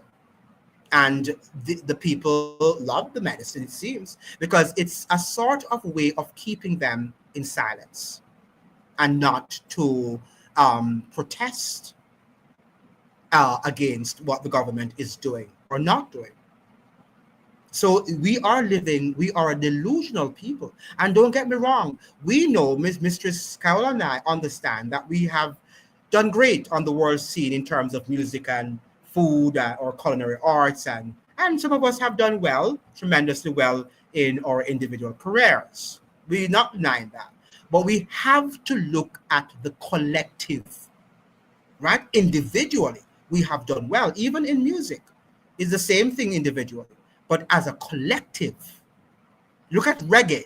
That is a movement, or was a movement. We have just given it over to people in Asia and also in Europe, where they are making more quality music than we could ever make, right? Our culture has deteriorated.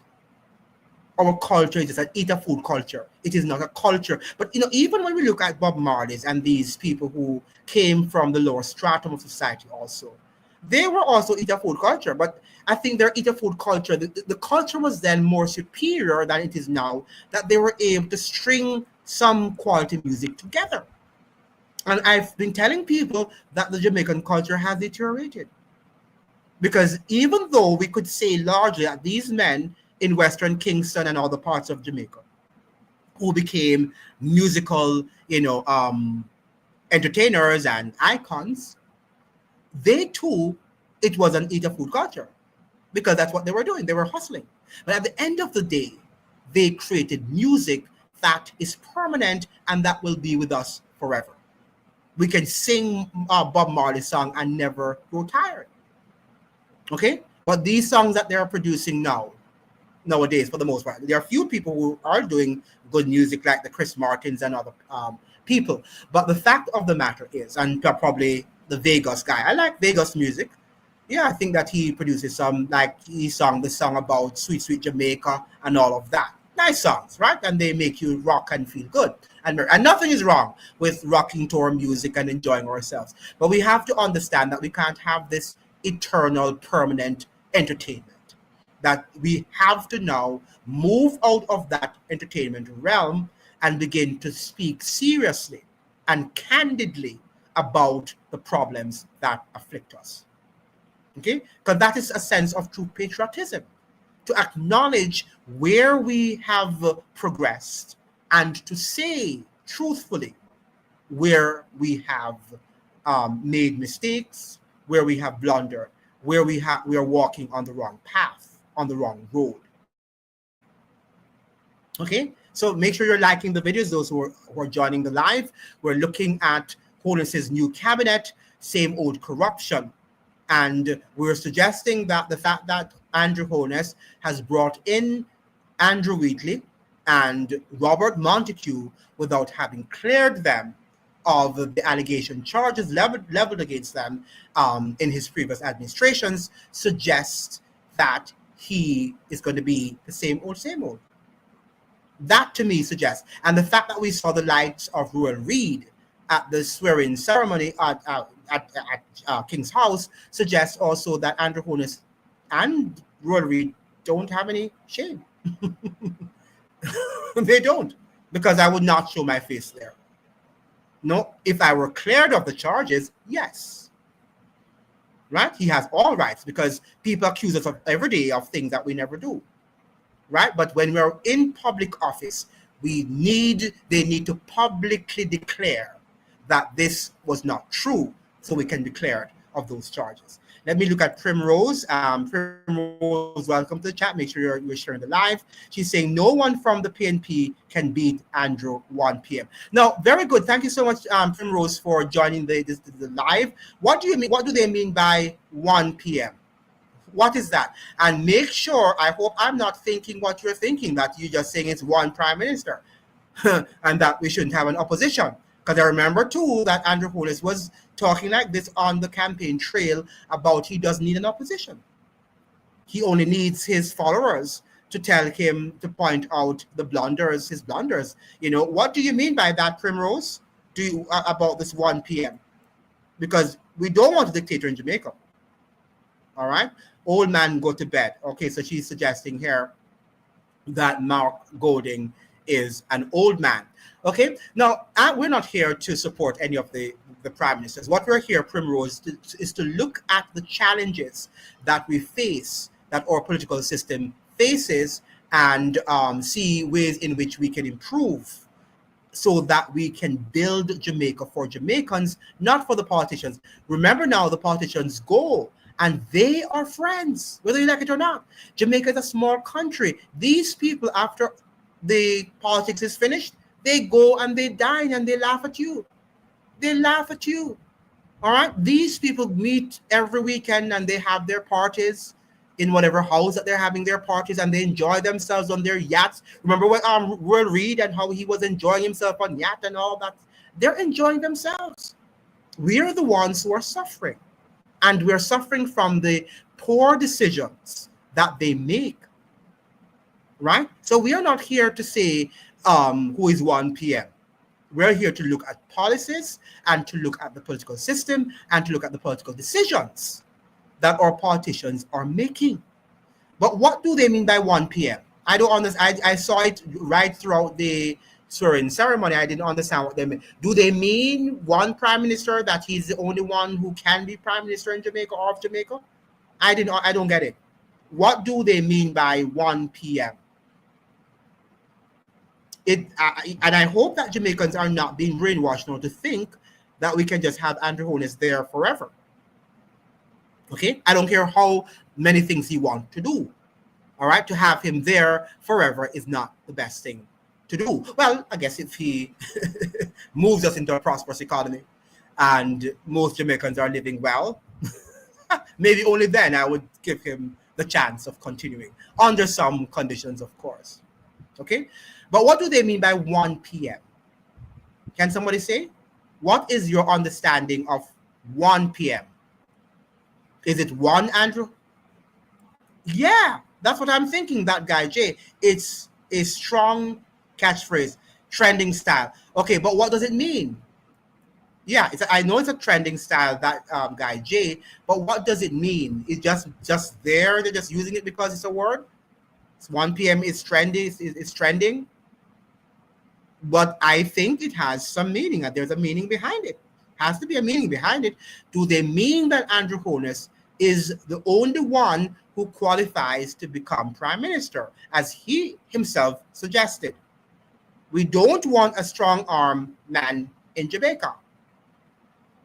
Yeah, it's a weird word, Irish. It's a weird Idelrich. Yeah, it's a 23. It's a weird word that they are using. It's what a word to use. Now we have here that guy Jay saying it means he's the only one they want. I got you. So they're saying that he's the only. So well, we hope that it's by the JLP diehards. Okay, so that's the only one that they want. So it means, therefore, that there is a sense of adoration for Andrew Holness that we have not seen for a long, long time in Jamaica. He's almost like on the same plateau with Michael Manley. What do you think? I think, even though he doesn't have the charisma and maybe he's charismatic in his own way, right? But he doesn't have the level of, the connection and the use of language as Michael Manley did. But he does have his own charisma. He does have his way of connecting with the Jamaican people, right? And I have not seen a politician so endeared to the to Jamaicans, but to his diehards, that is, because again, 60.5% of the registered electorate did not vote. So Andrew Holness, again, is not a Michael Manley or even Eddie Sierra, because even Eddie Sierra in 1980 had 87% of the electorate turned out to vote. So when we look at the low standards nowadays, we really wonder, and Eddie Sierra was not a popular prime minister, but yet still, in 1980, 87% of the electorate turned out to vote. But under Andrew Holness, in the election of 2016, it was low too. And in 2020, because of the pandemic, it was also low. But this one, he had no excuse. And it was low. So on one hand, he seems to be a popular prime minister. On the other end, he's not, because he was selected by the diehards and by a minority diehards. Okay, so this is the conundrum that we face in Jamaica. Now, listen to what the Prime Minister continues to say. The work ahead is urgent and interconnected. This is what Prime Minister Andrew Holness is saying. Inclusive economic growth that touches every household, converting our unmatched cultural power into economic power through creative industries, establishing Jamaica as a logistics hub of the region. How many times are we going to hear that Jamaica is going to be the logistics hub of the region? I don't think that's going to happen. Leveraging the Caymanas Special Economic Zone, expanded ports and modern airports, leading the energy transition with solar, wind, hydro, and nuclear, building a clean and resilient economy. That sounds like it came from out of the WEF playbook, right? That speech, that statement sounds like it came out of the World Economic Forum's playbook. Now, we need a strong leader that the people will follow, and no one has stood up to take on the task. I don't think they can, because if they do, they will perhaps be booted from office, as Michael Manley was. Michael Manley changed. For those we need to look at Michael Manley in one of our lives, because Michael Manley, came back to power in 1989, and he was not the Michael Manley of the 1970s. Right? He came back as a brand new politician who was willing to do what the US wanted him to do, which suggested to me that he learned his lesson. And he knew that if he stood up against the oligarchs in Jamaica and the oligarchs in the US and Western world, that he would pay the consequences. Okay? So that is why after Michael Manley's government, look at also Maurice Bishop of Grenada, that we have not had any progressive governments the likes after Maurice Bishop was taken out of office, was killed in Grenada. All right? So we are living in an era of, we are living in the neoliberal age, right? And the neocolonial and neoliberal era, if you will. That guy, Jay, is saying we need a leader with a vision the people can back. But do the people even know what a vision is? Do they even have a vision for what they would like to see in Jamaica? That's the question. Are we demanding, Barack Hussein Obama, after he demitted office, the question was asked, he was asked by a Black journalist, why didn't you help Black people? Do you know what he said? Because they did not demand anything of me. Barack Obama said that Black people didn't demand anything of him. As a result of that, he did nothing for them. Okay, now Mistress Kaola is saying here, I hope Jamaica is not moving forward toward a fascist government. And when I hear one prime minister, I'm thinking of one world order. That's what I'm thinking too, like in the Bible. He's been pushing the digital ID. Some say it's the mark of the beast. And I wonder why he's also, when he made some statements during his campaign trail, one of which he said that he does not need an opposition. Right? I don't take these things lightly in light of what is happening in the world at the moment. And the fact that we know that the UN and the World Economic Forum have their agendas. Okay? They have their agendas.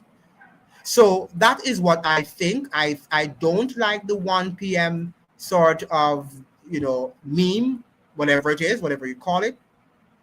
Okay? Because it's just not resonating well with me. It's not sitting well with me based on in light of what is happening in the world.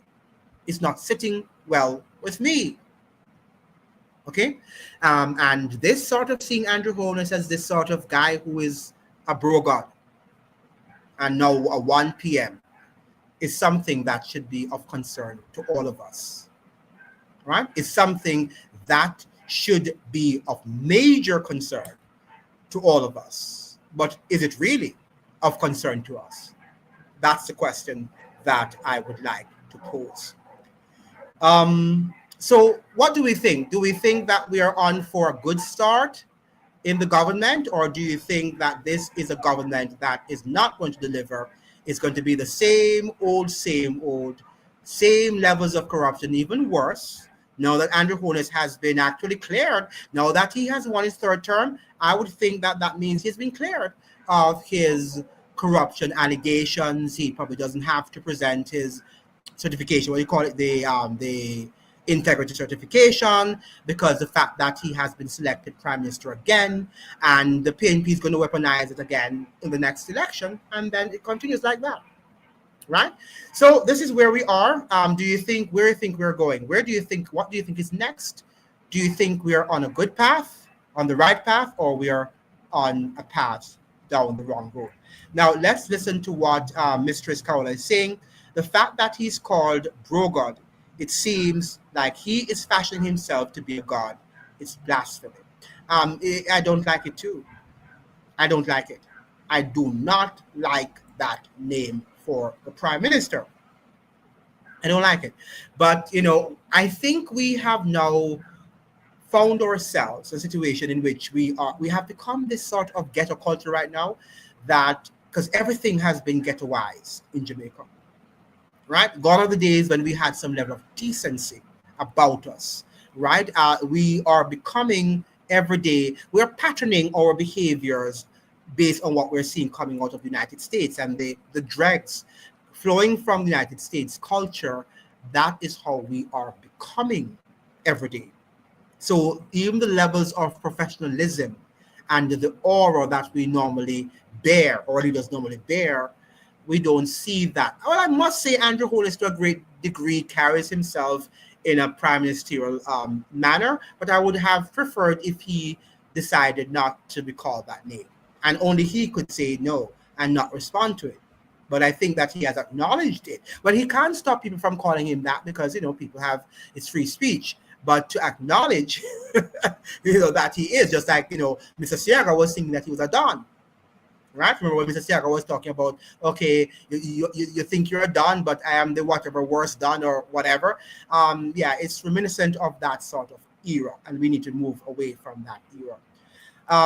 Mistress Kaola is also saying Mark Golding has not utilized has not utilized social media. This is where the young people are. I think Lisa Hanna would have had a better chance against against Holness. Well, to some extent, I think so too. However, we have to be careful with Lisa Hanna. Lisa Hanna is very talented, right? She's an extremely talented lady. That is undebatable. All right, she's eloquent. She knows how to carry herself, and she carries herself with great dignity. All right, we have to give her that credit. She has a way, though, when it comes to the big role where she has to perform, well, she did perform on the world stage of Miss Beauty and she won. So we have to give her, credit for that. But a lot of times when it comes up to step up her role in some cases, she fails. How did she perform in her constituency? I don't think that she performed very well. Do you think she would have made a good prime minister? I don't know. And I see her on social media nowadays, and she does sometimes talk some interesting things, but most of the things that she's talking really are not necessarily deep in terms of assessing our, intractable problems. I'm not hearing her talk about the IMF. I'm not hearing her talk about the WEF and some of the problems that we're talking about on our chat here. I don't hear her doing these things. She's on TikTok talking about, the pictures that when she was younger, and which sounds to me like she's a teenage person, So I don't know if Lisa Hanna has the maturity to have taken on that role as Prime Minister of Jamaica. I don't think she was ready. I don't think she's ready for that position yet. She still needs some sort of what you call it now, training, mentorship, not training, but mentorship. I think one of the reasons why Andrew Holness stood out against many of his competitors, the likes of the Audley Shaws and others of his competitors, was the fact that he got mentorship from Eddie Siaga. Right? So he came out of the wicket as somebody who was mentored by an experienced politician and who had experience working underneath Eddie Siaga and other governments, right? So I think that, but I don't think Lisa Hanna, apart from being a member of parliament, and she also was the Minister of Youth and Culture, remember, I don't see where she has that. Maybe they would have to give her another role, maybe the Minister of something else, maybe tourism or whatever. I would be convinced that she's transformed that ministry. I didn't see what she did so much for as a Minister of Youth and Culture. What do you think? Nothing spectacular. So I don't think that Lisa Hanna would have been. In fact, I don't know. I think Julian Robinson now is the one in the PNP that I see showing some signs, and perhaps could have given. Many people overlooked him because he is unassuming, I think, or was, we can now say. I think Julian Robinson was in history a little bit more unassuming, but I think he can step up to the plate when the time comes for him to do so. So I think they should have given him that leadership role as the member of the leader rather of the People's National Party. I think he would have also put up a credible competition against Andrew Holness. What do you think? I think he would. I think he would have. Because I think one of the reasons, as you're saying here, Mistress Kaola, one of the reasons why Andrew Holness won was because he did not have any robust competitor. That's why he won. And we see that he didn't win big too.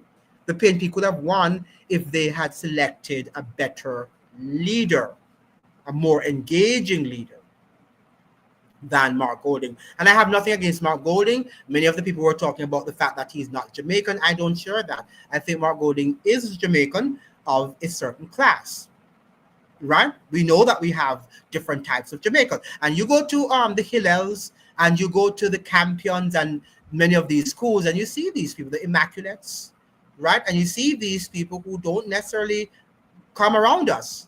Go to the hills of Jamaica, right? The Beverly Hills, and so forth. And you will see different types of Jamaicans, right? And we acknowledge them to be Jamaicans. Let's look at what Clive Barnett is saying. As long as the election is decided by who has oodles and cadoodles of money to spend, these discussions are nothing but a whisper in a storm. You're correct. But yet still, we have to discuss them because we have to educate the people about who runs the show, Clive Barnett. We have to educate them. We must let them know that really and truly you're not voting and to send the politician to office to take care of you. You're voting him in office to take care of his sponsors. of the same people that we're saying who have the hoodles and the cadoodles, right? So that is what you have to understand. So these discussions are still necessary, sir. You are right, her constituency had a lot of complaints. She said the people only want zinc and box food. We are so used to bribes. We vote on personality, not policy. The people have been dumbed down. Yes, and that is so true. But when Lisa Hanna speaks to Mistress Kaul, I need to hear her come with a lot more substance. She says things, she's very eloquent, so she will say things that sound very interesting, but she's not attacking the root cause of our problems. She's certainly not, because she can't ruffle the feathers too, because if she wants to win, she has to be able to get the sponsorship from these oligarchs, right? Okay, so we have Clive Barnett saying here again, yeah, I acknowledge your point. Yeah, we still have to have these discussions are still necessary. Because one of the reasons why we have not been able to move forward is that many Jamaicans are still ignorant of the political process and of the political system. They think that the politicians are still in control. They still think that in 21st century, and we still believe that Andrew Holness is in control. And that is why you see all these videos online about what Andrew Holness is doing and what Marky G is doing and Brogard and all of that stuff. Because we think that they are in charge and we worship them, right? We worship them. And that is why Brogard can be Brogard, and that is why they don't want to educate us. Because the moment they educate us, then they are going to lose the importance that we have conferred, or most Jamaicans have conferred upon them, right? Okay, so I don't know. I think that Julian Robinson perhaps is the next shining light. If Damon Crawford had just matured to, Damon Crawford is a promising politician, but he will have to also, he needs mentorship. And he needs to be consistent. He's too inconsistent and too much of a wild card. He's a wilder card than Mark Golding. So he has to mature, and he would have to gain some training, even in his grooming, the way how he articulates his sentiments. All of these things will have to be done so that he could step up to the plate and become the politician that he could become. But he still has a number of years. He's still young. So, but he should be mature by now. He's in his 40s, I would think, and should be displaying some amount of maturity. You know, Lisa has the maturity, but I don't know if she also has the political maturity. I don't think she has. And she needs some amount of the mentorship that Andrew Holness got from Eddie Siaga. Okay, mentoring is still important, and people should be looking at Andrew Holness and see that the only reason why he won Audley Shaw and the likes of the other great competitors that were against him and wanted to be in his position was the mentorship that Eddie had given him. That was the only reason he beat them. All right. Now, Damon Crawford doesn't think before he speaks. Yeah, he's very smart, but needs refinement. Absolutely. And I don't think he can be refined if he wants to, but I think he wants to just act like a wild person. He doesn't think that he's beholden to any sort of norms, and he should not be restricted. But we understand that every office has its protocols, and I don't think that he would be willing to observe the protocols. And I sometimes wonder why he's in politics. But I guess he can be a member of parliament. But the fact is, I don't think that he's a person. He's a contrarian and somebody, somebody who is not ready to be a conformist to the standards of being a prime minister and having to, groom himself a certain way and conduct himself in a manner befitting the office, right? So I think that is how I see. One day I saw him in an interview with somebody online, a Jamaican podcaster who was dressed nicely. The podcaster was dressed, in a very wonderful sort of garment. And Damon Crawford was on his bed with his head on his pillow, talking and having the interview. And I'm saying, Damon Crawford, you are a politician and the shadow minister of education. And he was there on his bed with his head on his pillow, having, like he had just woken up. And I'm saying, what is Damon Crawford thinking? Right? How could our politics have gotten so low? How could our politics? I am nobody in terms of, I'm not any member of parliament. And I am sitting up here and I have to put on something good to come and address you. Right? Because I respect myself and what I do and my profession. So when I saw Damon Crawford on the bed, with the pillow, lying on the pillow, I was flabbergasted. And I wonder, why have we stooped so low? Right? He knew he was going to have an interview, I'm sure. Get up, get yourself ready, because you are a leader. And he is also, should be a role model as a shadow minister of education.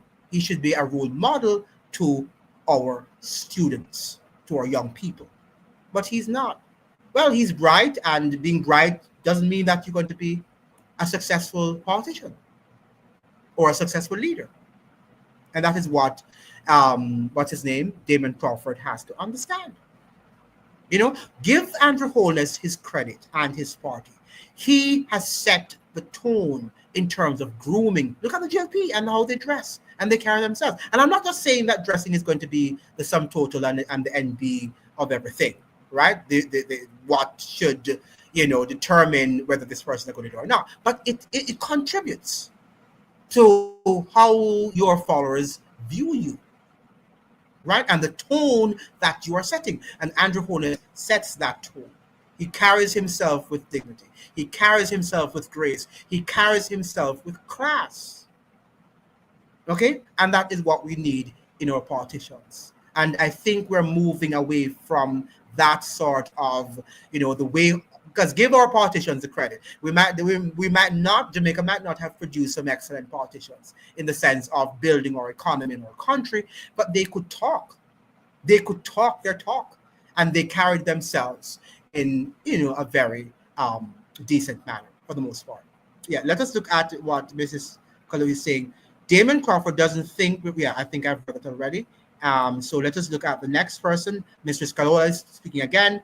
It's also a struggle because this rowdy behavior is the only thing Jamaicans respond to when you speak calmly and politely. Absolutely. Jamaicans will say you are boring and uppity. How does one overcome that? Very good point. Dr. Clive Hansen and I had, we actually co-hosted the live during the election watch, and he and I were discussing the whole concept of Mark Golding. People were complaining that he was too earthy, right? And he was trying to be Jamaican by using Jamaican Creole. Now, if he had gone into the cadence of his Oxford, accent and the Jamaican, upper middle class accent, they would also have criticized him. So in Jamaica, you will be criticized any way you take it. What I do what makes me satisfied and what is befitting of my profession and my personal standards for myself. I don't allow Jamaicans to dictate to me how I should speak, how I should dress, how I should conduct myself. Because if you do that, they will never be pleased. And the same ones who criticize you for speaking well are the same ones who are going to criticize you for not speaking well. Right? Do you see what I'm saying? Jamaicans are very hard people to deal with. You can't please us. And that is why even our musicians, they will tell you, Tess and Chin, and all of them will say to you that Jamaicans, the Jamaican entertainers, find Jamaican audience the most, hard to please. We're not an easy people to please. Think about your mother, your parents, right? And sometimes your mother would cook for your father. And most of, the food is either it's too salty or it's too this. We just find it very difficult. We like to criticize, right? So what I do, Mistress Kaula, I speak the way that I think is befitting of my standards.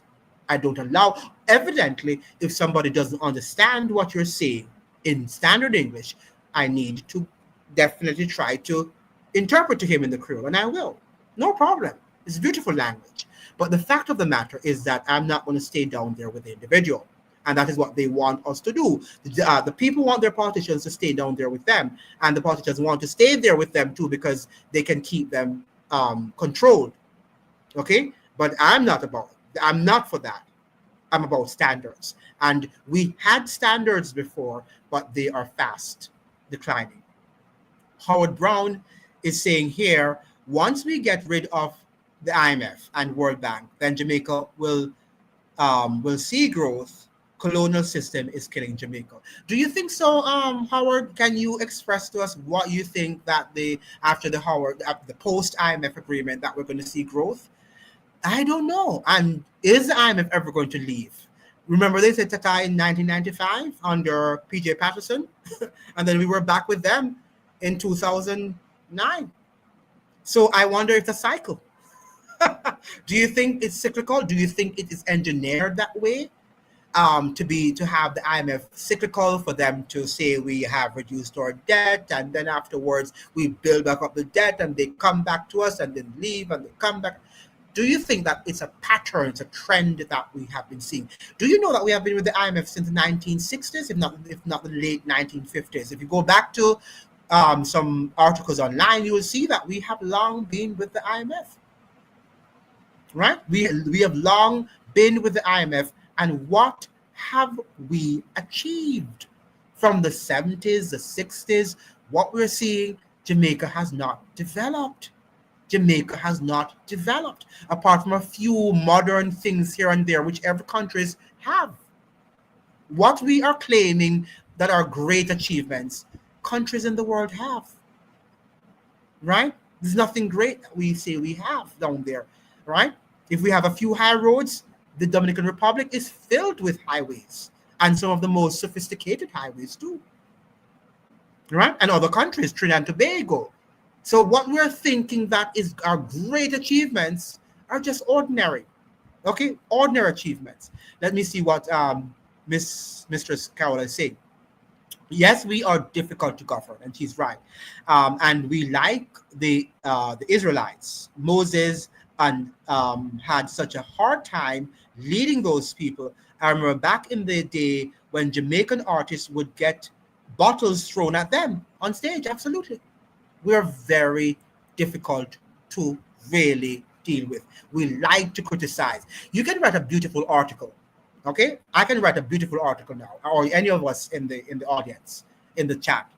And instead of saying to you that, Andrew, you really wrote a beautiful article, you can improve on this because this paragraph here needs to be improved on, but it's a beautiful article. No, the article, you can't write. And our teachers talk the same way to students. And that is why we have not also grown. We criticize too often. And we don't see the good in what people do. I can look at Andrew Holness, and people see me sometimes and say, oh, he's flip-flopping. Many people are saying I'm flip-flopping during the election because I was able to say the good things I see that Andrew Holness is doing. And then sometimes I say, no, Andrew Holness, you need to up your game here. But people say, oh, last week you said that he was going to win. Oh, next week you say that if he does this, he's going to lose. You want me to just say every time Andrew Holness is lovely, he's handsome, he's going to win, and it doesn't work like that. I can call him this and say, Andrew Holness, what he's doing here is ugly. Tomorrow, I can say that what he's doing here is good. I would like to say something I see that he's good, that already started. I say it's good. Yesterday, I was watching YouTube, and I saw where it seemed like Andrew Holness has a policy where he's sending police out on the roads to make sure that our children are not loitering on the streets when they should be in school. Do you know that one of my videos, I mentioned that in one of my videos where I said, if Andrew Holness wants the school bus system to be successful, it's just more than having a school bus to transport our kids back and from school. It should be a system, or systems ought to be put in place that ensures that our kids get on the bus, that they're safe, that they have monitors on the buses, that they can't curse and carry on and do some of the most, gruesome things on the bus, fights and, using, unwholesome words. and attacking the bus driver, whatever. We have to put a system in place. But Andrew Holness is now putting a system in place where I saw the policemen who were dressed decently, they were talking to them very well and encouraging them to go to school and telling them, leave, get off the streets, and pushing them into buses. That is good. That is good, because that will also help the children not to be loitering on the streets and for them not to be absent from school. All right, so this, I can commend Andrew Holness for doing that. So while I'm critiquing some of the things that he's doing, but I can be man enough to say the things that he is doing that are good. Right? And that is what we need in Jamaica. We like to be on the opposite extreme. So it's either your PNP or your GLP. Right? And that is our problem. And that's why we'll never grow. But if we can come together and say, what Mark Golding have here is good, but it can be refined. What Andrew Holness has here is good, but if they pool these ideas together, we can have a more refined policy. That is what we need to do. That's what we need to do. But we like to, contradict each other. We like to oppose each other and to fight against each other and to divide ourselves. And then we suffer. We suffer. And that's what is happening in Jamaica. We're too partisan. And when we get rid of this partisan culture, I think to some extent, we will see some forms of improvement. Mistress Kaula is saying again, I think Holness has set a bad example. Every time someone critiques him, he calls you bad mind. We need to learn to be okay with differences in opinion. And I agree, but guess what, too, Mistress Kaula?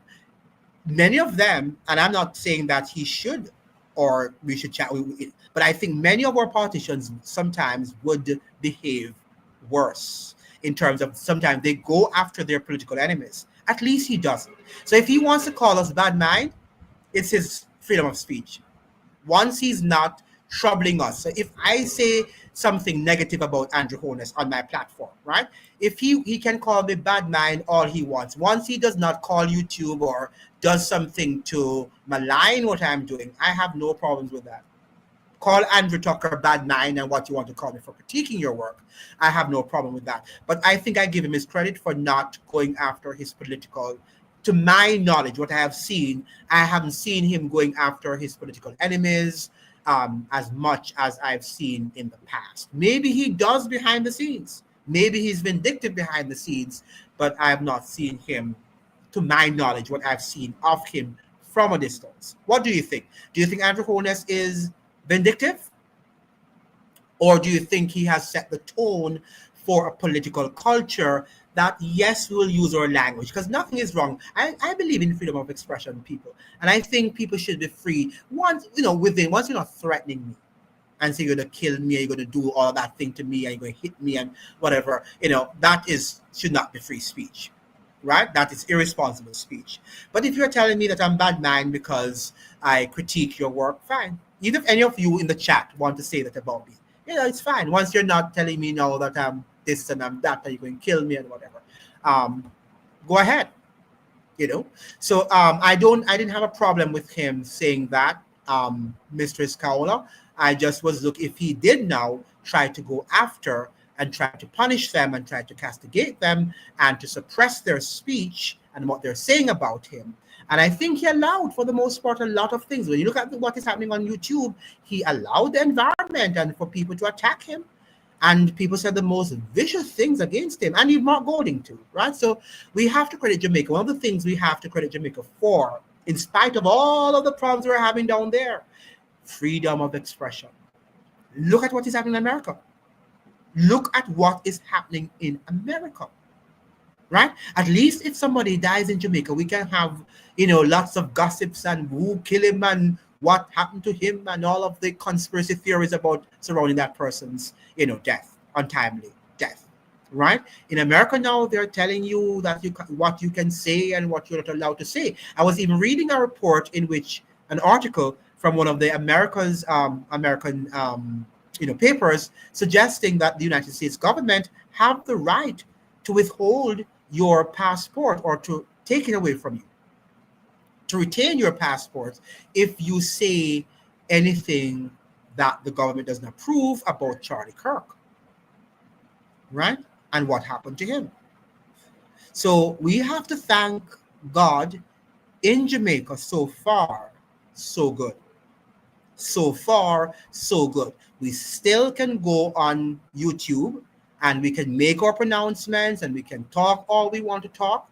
Right now, we have freedom of choice. Nobody's cutting down our life, right? We can talk. We can complain about Andrew Holness. We can complain about Mark Golding. We can say that Marlene Malahoo Fort. We can, make allegations, suppositions about why her ministry was actually disbanded or whatever, without anybody interrupting us. So we must thank God. There are some good things in Jamaica that we should try to preserve. One of which is freedom of speech, freedom of expression. Okay, so let Andrew Holness says bad man and call us bad man a theme, tongue and mouth with free chat. But we will still continue to critique him and his work, providing that he does not lay the rules and the foundations to suppress our speech. Okay, so that's my 2 cents. What do you think, guys? Do you think that how do you think we need to improve Jamaica? What do you think if you were prime minister tomorrow, or if you were to be a member of parliament in the GLP administration, you were given that responsibility? What would you do? What would be some of your suggestions? Let's begin with national security.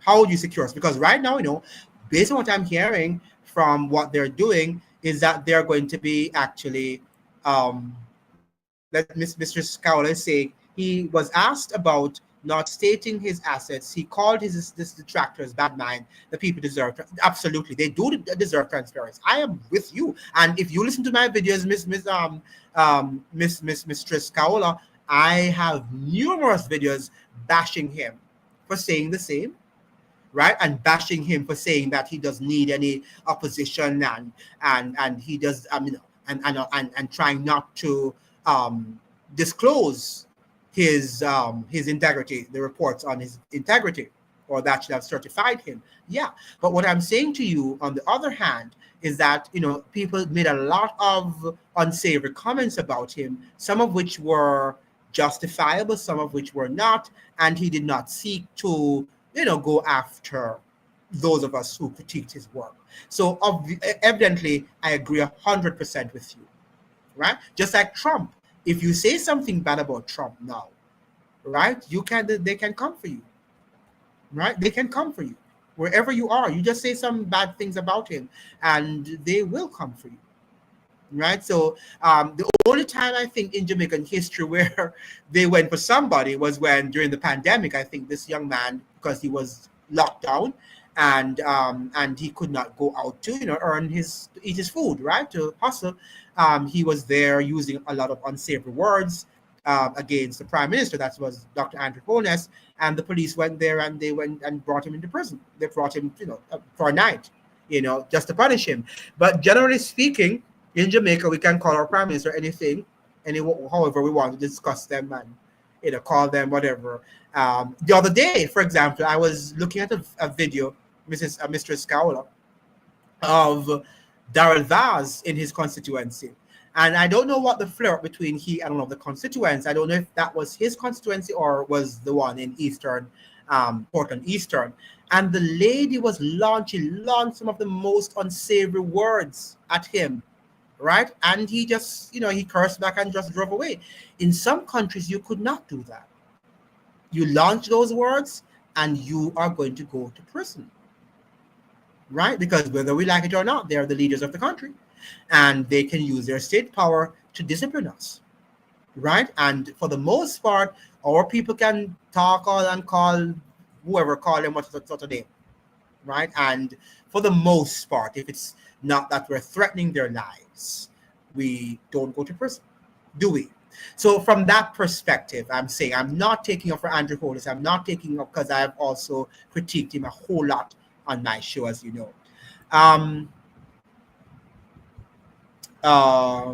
Yes. So that is it. Now, so what we're saying here, ladies and gentlemen, what would you do to improve the Office of National Security. Now it's called National Security and Peace. What would you do? What would you do? Because right now we're hearing that the Zozos are going to be the way forward. Right? That's going to be the crime tactic, the way forward. There's no crime plan. Zozos are going to be the crime strategy, the way from here now on. Okay? Hard policing, that is. So we need to be concerned about that. We need to be concerned about that. Okay? We have become accustomed to that sort of situation. Yes, and Mistress Kaula is saying, for national security, we should have long-term and short-term goals. We need sting operations for gangs. A lot of guns are coming through Portland by fishermen, and Zozo is a waste of time, a waste of money. And you're right. It's a waste of money, and all of what you said about the gangs, you're right. But who are the gangs? I've been asking Mistress Kaula, who are the gangs? And who are the gangs linked to? To the same politicians and the business elites, the financial elites. Believe it or not, they're linked to them. These are only the middle guys, and those are on the lower stratum of society, and they're doing the dirty work. All right, but the ones at the top are the ones who are wearing jackets and suits, right, tie and all that, and shirts, and we respect them. Okay. So we have to allow the law to run its course, and we have to begin also at the top, because as we suggested, corruption rather begins at the top, and corruption is a form of crime, right? Corruption is a form of crime. Now, Oscar Morgan is saying, I've been listening to you for about a year, and you make a lot of sense. I trust your analysis. Thank you so much, Oscar Morgan. And I'm trying my best to stay true to God first, and to remain true to myself second. God is the one who impresses upon us to be fair, and he wants us to be fair to everybody, because we know that we're all flawed individuals, right? We can't now begin to think that, because we're not in those leadership positions, that we are, righteous as we like sometimes to behave as if we're righteous. We have to sympathize with people and allow the law to run its course. And I'm not saying here to Oscar Morgan, for example, when I talk against Wheatley, I don't know Dr. Wheatley. I don't know Robert Montague, obviously, but I'm saying they were accused of corruption charges. They should have been cleared. And after they having cleared them of their corruption charges, then they could return to Parliament. So that is what I thought that should happen. Now we have again Mistress Kaola saying, what do you think of the death penalty as a deterrent? Do you think Jamaica should bring it back? Yes, I think for some criminal activities, I perhaps think it would, put back some, it would drive some fear into the hearts of men. Now, is that going to solve the crime problem, on a permanent basis? No. Maybe for short term, yes, but it's not going, and for some crimes, for crimes that are dastardly, like human trafficking, children who are raped, some very terrible, monstrous crimes, yes, I think that it should be brought back. Now, for a long-term strategy, no, we have to also deal with our social problems of poverty, right, which we have not dealt with, okay, problems of lack of education, which we have not dealt with, anger management problem, all of these things, self-control, all of these things we have to deal with. Now, Oscar Morgan is saying, I would like to comment, but because I haven't been to Jamaica, but once I have no right to say anything. No, you don't. You have all rights to say. I am not in Jamaica right now, and I comment. Once you are reading and you are keeping abreast of what is happening, well, sometimes I have to, of course, give the ones who are on the ground, rite of passage to say, well, I don't know because I'm not on the ground, so perhaps you can give me a better understanding of what is happening there. Okay, so yes, we can't be arrogant and say because we read this is true. Sometimes we have to depend on those who are on the ground to confirm so that we can. But once you're reading and you're intelligent enough to understand Jamaica land we love, you can make your commentaries. Today, somebody was asking me too, oh, how are you criticizing Trinidad for, being on the U.S. side with regard to Maduro's capture and the position? How are you, outside of Trinidad and talk about Trinidad? And I'm saying everybody does that, okay? Because the Trinidadian journalists, they talk about the U.S., they talk about Britain, they talk about any country, right, outside of Trinidad, and they make their commentaries. Right? They're not living there, but they have to give commentaries on these countries. All right. So yes, I think you should comment. And those of you in the diaspora, don't allow Jamaicans to tell you, because they like to do that too. Oh, you're not here, so it means therefore you can't comment. You know nothing. That is not true. In fact, many of the people in diaspora, they have a better understanding because of their world perspective, of their global experience of what is happening in Jamaica than most Jamaicans do. Because most Jamaicans think that Jamaica is the world, and they view Jamaica through that lens. And because of that, they fail to recognize our problems. So those of you of the diaspora, you should let your voices be heard. Because we need fresh approach. We need fresh thought processes.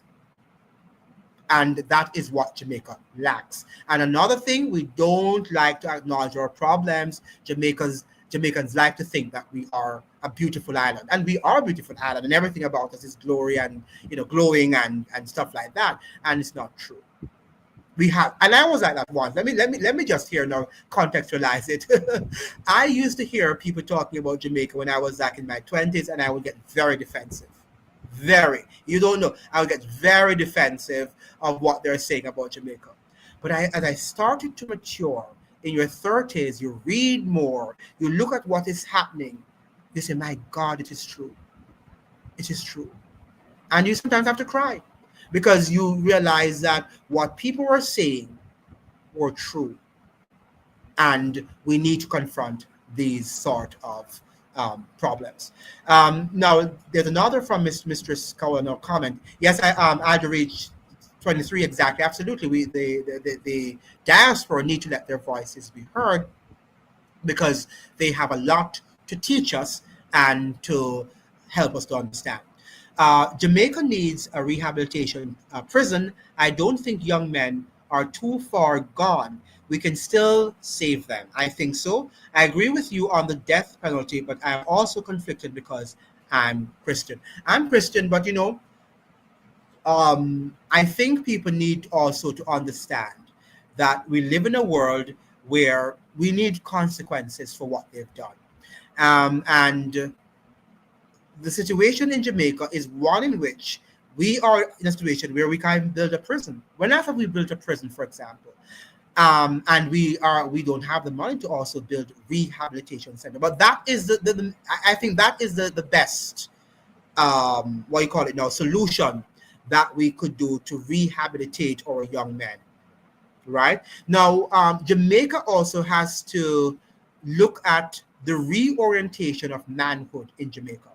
I think that the Beanie Mans and the Shabarangs and the Buju Bantons and the Vibes Cartels are the new models of manhood in Jamaica.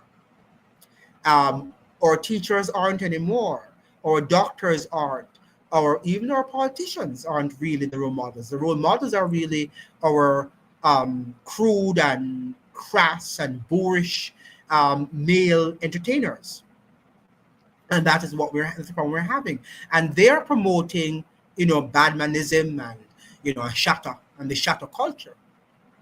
Okay, so Jamaican men need a lot of reorientation. What does it mean to be a man? Does it mean that you have to chat bad and you have to behave like with a thug? All right, that is what we have to look at, and I don't think that we're looking at that. Why aren't teachers, male doctors, male lawyers? Why aren't they the role models in our society? And to some extent our politicians.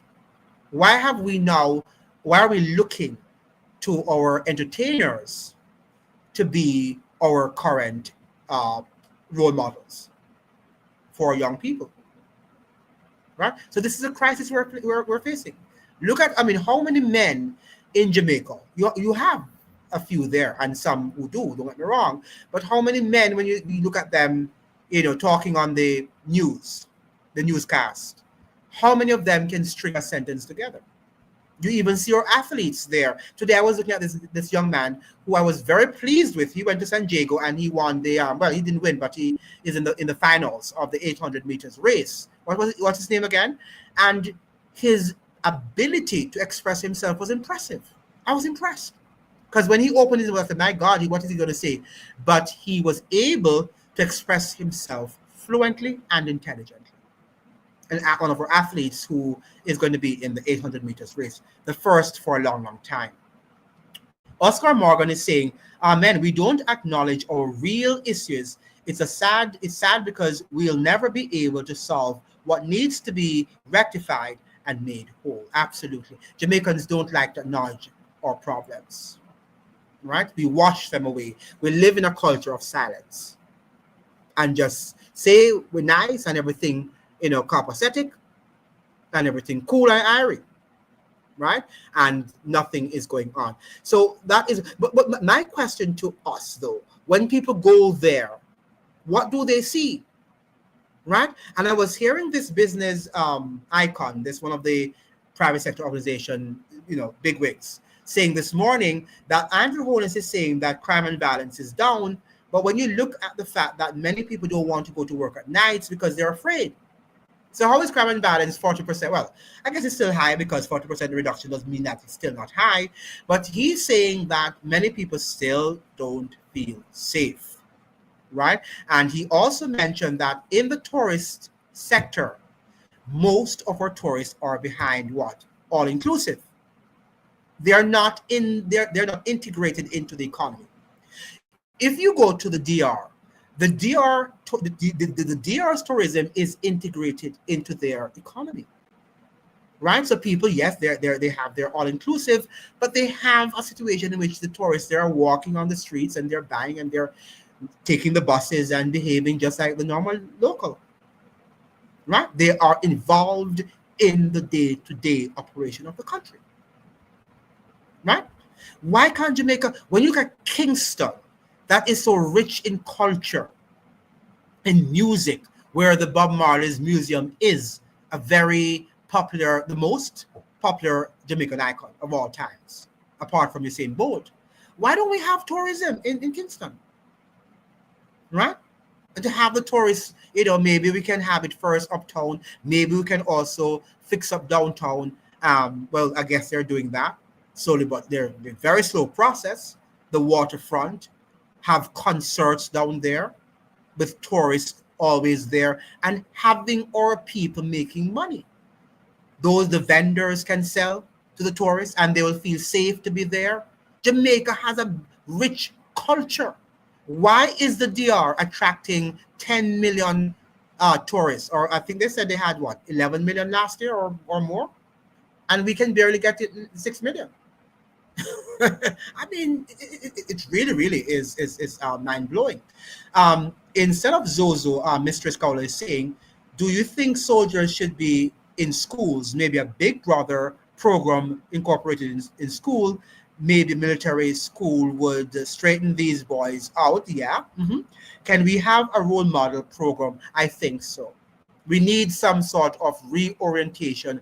But I think in addition to that, as I was saying, Mistress Kaola, is the fact that we also need to shift the emphasis away from entertainers as being the role models to be having professionals, pastors, teachers, elders, even mechanics, whatever, right?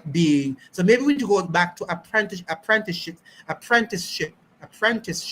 Is that, am I calling the word correctly? My tongue is now tired of speaking. Right? We need to go back where we have the man who wants to be a mechanic can be grouped up with a mechanic of the highest order, right? Where he can learn and he can learn the skills of economy, of being a mechanic.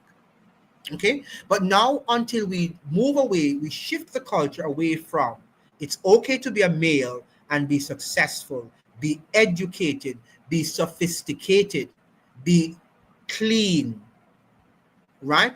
It's okay to have that and to be a male, but our males are thinking that in order to be male, you have to be crude, you have to be a shutter, right? That is how we think we should be. And when you go to Jamaica, for example, sometimes you're very, very embarrassed to see how our males just look like they have decayed. You are even afraid of some of them. The eyes are red, right? They are not properly groomed. And you really wonder what the tourists think about us. You wonder what foreigners think about Jamaica when they go there. When we see the people just in the raw, performing and functioning in the raw culture, right? We have to do better than how we are doing. We only have how many people down there? 2.8, sometimes they say 3 million, right? That's not a big population. We can treat our people well. We should be able, we're not going to be rich. We're not going to be all rich. Okay? We're not going to all be prosperous, but we should be able to live decently in Jamaica. Okay? We should.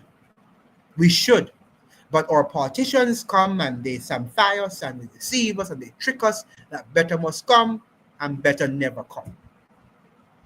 Right? Better never come because they don't want better to come. Because they want to maintain their power and their might. Mr. Scholar is saying, I saw a video of a white guy who goes to third world countries to film. He went to downtown Kingston. In the first few minutes of the video, he said, Jamaica is my favorite shithole country. And, and I mean, I'm sorry to even say that word, but yeah. I saw another video, Mistress Kaola, of an African-American male who was in downtown too. And he says, the streets of Kingston are so rough and gritty that he says it's very difficult to find even a place in the Caribbean, which, apart from Haiti perhaps, which looks as gritty and as rough as Kingston is. And the people just look rough and they're not smiling, like the hardships, are just on their face. Their faces are etched onto their faces. Okay? And our people are wonderful people. Jamaicans are wonderful, hospitable, and kind and sincere for the most part. But the hardships have brought out some of the worst characteristics in us. Right? And if the politicians had just ordered our economy in such a way where we did not have to struggle in the way that many Jamaicans are struggling, I think we would have been an envy to the world. Because Jamaica is a wonderful country, right? We would have been an envy to the world. Now, Oscar Morgan is saying, wisdom, we definitely need to change the focus from entertainment. Absolutely. If we change the focus away from entertainment, and because before we used to have solid role models as male role models. We used to have that. Right? We used to have that, but in the, I don't know, I think perhaps when the shutter culture came on, late 1980s, 1990s, we shifted away from a decent male identity towards the shutter culture.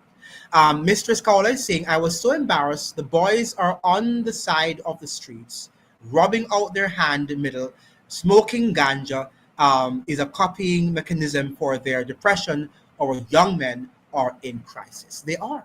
And when you go to the University of the West Indies, don't talk about that. I think they say 75% of the students at the University of the West, if not more, maybe 80% of the students at UWI are females. Right? They are females. They're not males, or males are in a crisis. Or males are in a crisis. Okay? And it's because we have shifted the culture away from decency to this badmanism, this rude boy culture. And, some of you might not agree, but I did a video or several videos in which I suggested that to some extent the whole Bob Marley, sort of iconic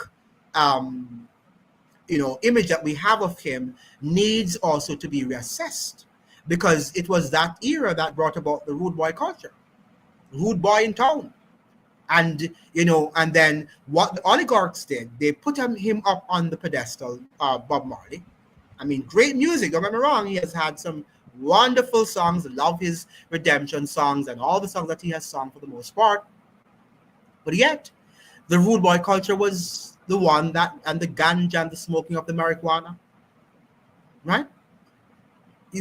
And this is what we embrace now. And this is what people recognize Jamaicans to be. When they see a Jamaican male, I remember when I was at Howard University, right? And I mean, you would kill this African guy from Ivory Coast, and I wasn't Jamaican. Another African American guy too was, oh, how are you Jamaican? Are you not a rude boy? And you don't have, you did not behave in Jamaican, right? Because of their understanding of what a Jamaican should and how a Jamaican should behave, particularly a male.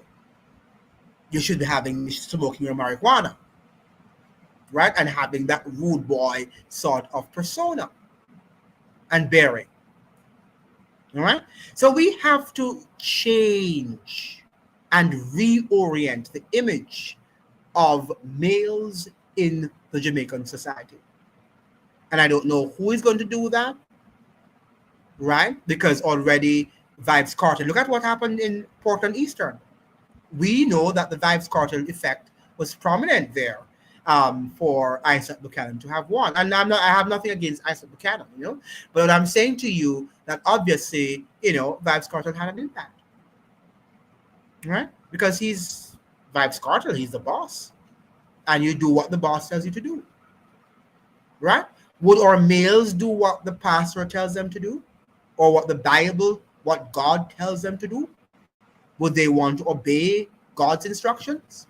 Or would they prefer to obey the instructions coming from a Vibes Cartel and from a Beanie Man and a bounty killer, right? And I have nothing against these people. I have absolutely nothing against the Vibes Cartels and the whatever, but they have an inordinate amount of influence on our young males that is destroying them, and our society is going to suffer in the long term. Yeah. So these are some of the problems, and with all of what Andrew Holness is deciding to do, we hope that we only can pray for our leaders, that God will give them wisdom and vision and understanding and the knowledge that they need to lead us. We have to pray for them. Remember now that God is the one who sets them up, and that I have to remind myself also. We can critique them, but we must understand that God also enjoins us to respect them, because he's the one who has set them up. Without God's approval, Andrew Holness could not be there. Without God's approval, Donald Trump could not have been there. So because they are fulfilling his will. Maybe it is not that God wants to us to suffer, but sometimes we have to suffer because of our own decisions, right? Our own decisions, our own mistakes. Okay, so we have to now challenge them as we can, keep them on their P's and their Q's, but let us be respectful, knowing that Andrew Holness has, for whatever all intents and purposes, he has won a third term in office. We hope that he will lead, but we must keep his feet to the fire. We must ensure that he is held to accountability. We must question, because we don't have journalism in Jamaica anymore. Journalism is gone. Journalism in Jamaica is dead. Dead. I mean, if you watch the election, while I was doing my live, the Gleaner, which is the primary newspaper in Jamaica, was not able to give a proper report on the constituencies and who won there. I mean, even last night I went on the Gleaner's website.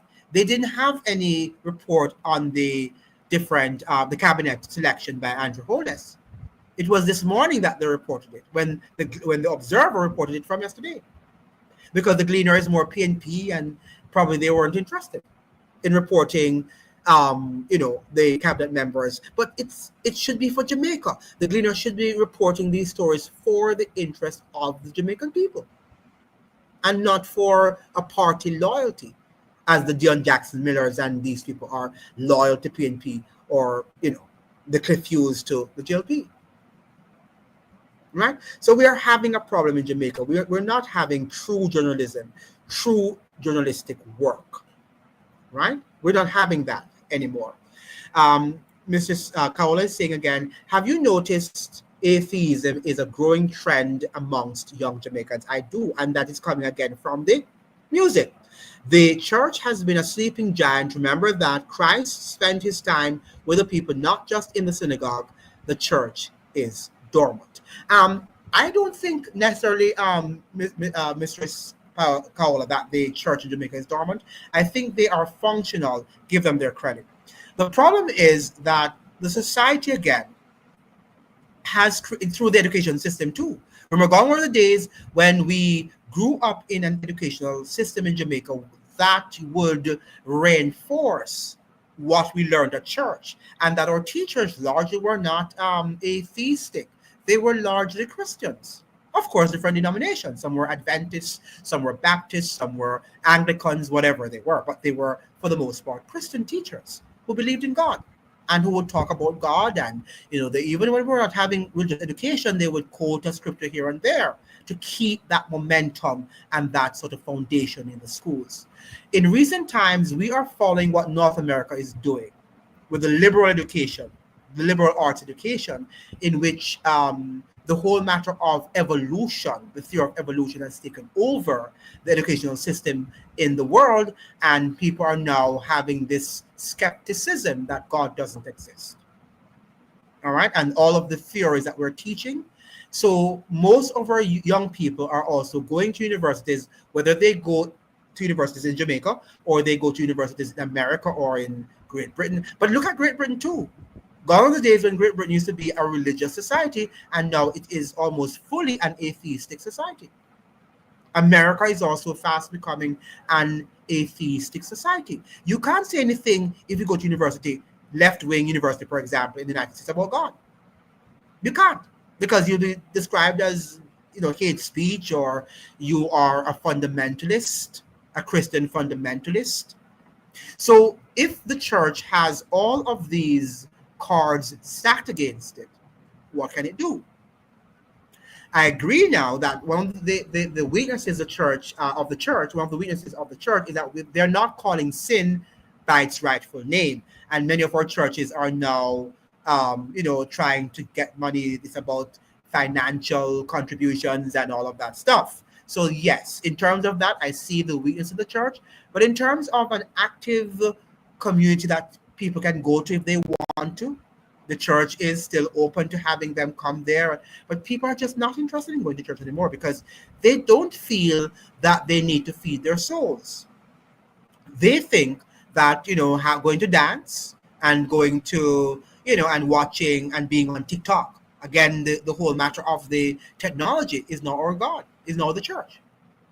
The technology, TikTok, how much time, I should say, how much time do young people spend on social media? The average Jamaican, how much time do they spend on social media? Hours, right? So these are the challenges the church is facing, and people, in the final analysis, God requires that we make our choice, right? He's not forcing our conscience. So if we don't want to worship God, you're free not to worship him. If you want to worship him, that is what he desires and will reward you for doing so. Okay, so I don't think that the church can be blamed holistically. Where they're weak, I agree with you, Mrs. Kaola, is that they are not calling sin by its rightful name. And then again, the government also suppresses some speech. If you talk about certain things, you can be in problem with the law. Right?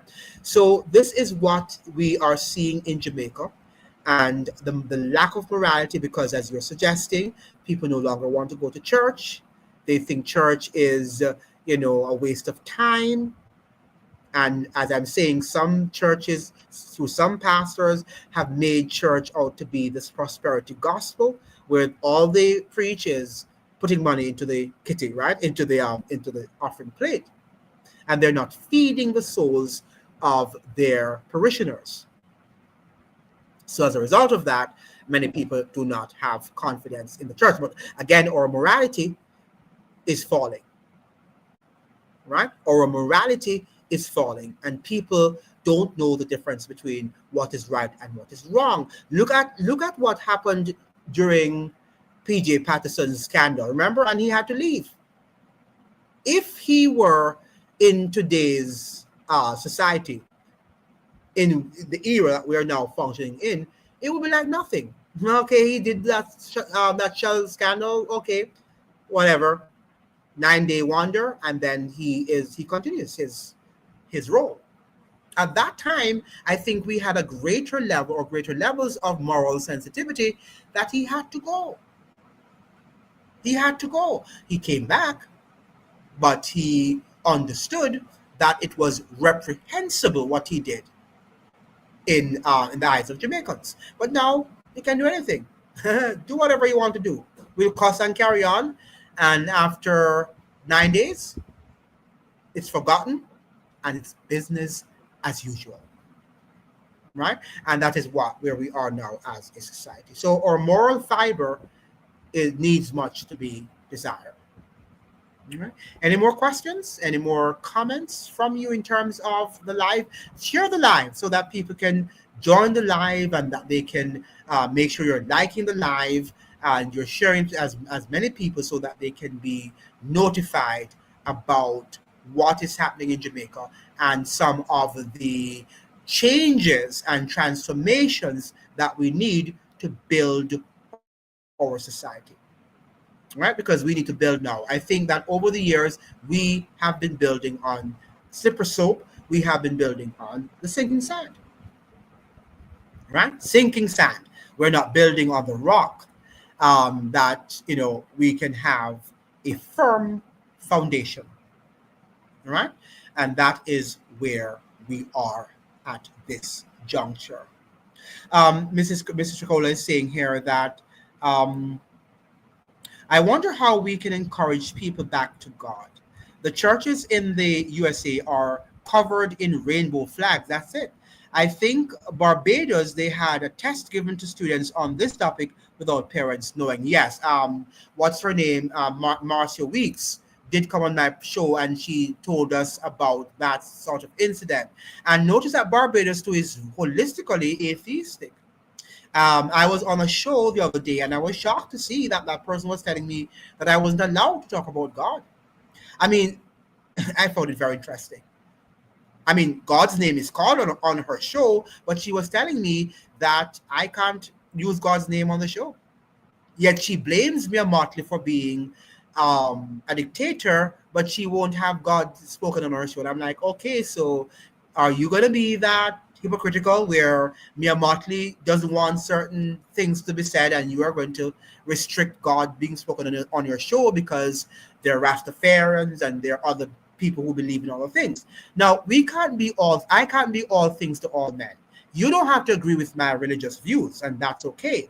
And neither do I have to agree with yours, but we should be free to express ourselves on whatever religion that we think we are. And I encourage Rastafarians, whoever, because this is not a religious program. This is politics that we're talking about, right? So we should not be, foisting our beliefs onto people, or religious beliefs, that is.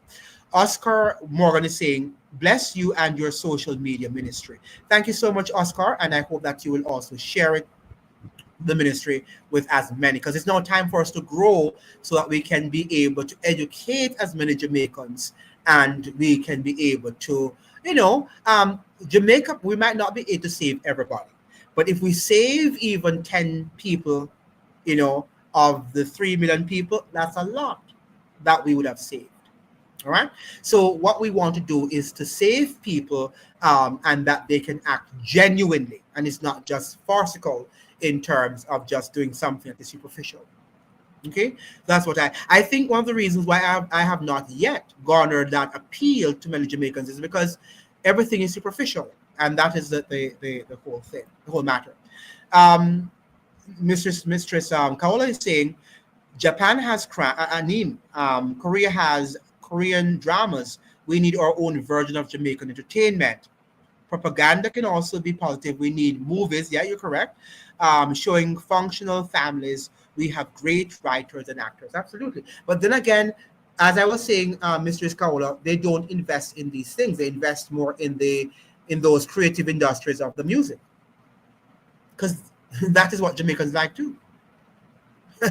You know, should politicians give Jamaicans what they love and what they want, or should they give them what they need? That is what we should be asking. And a lot of times, because they want our votes, they give us what we want, the things that we like, even though the things that we like might not be wholesome. Right? So the politicians, so sometimes we can't blame the politicians, even though they should be stronger and say, no, just like a parent, I'm not giving you what you want, but what that which is good for you. But at the same time, we're the ones, if we don't vote for them, look at Lisa Hanna, look at Damon Crawford too, when he was in a previous constituency, he said that they voted him out because he wanted to educate them. But they wanted only entertainment and food and, you know, and if he did not give them the money to hustle and to just party, they voted him out. Lisa Hanna was saying the same thing, right? So our politicians, they know that if they don't give the people what they want, then they're going to vote them out. So they're not going to invest in these industries like writing and drama because it's not popular among Jamaicans, right? Most Jamaicans want the dancehall and the, you know, whatever else, you know, sports, whatever. That's what we want. And that is what they're going to invest in. And I think that's what Andrew Holness is talking about when he talks about the creative industry. It's really about music. Sadly so, but it is true. You know? So it is sad. It is sad. And I talk until sometimes I'm tired. But I think that Marcus Garvey did the same thing. And we also have to do our part until we die.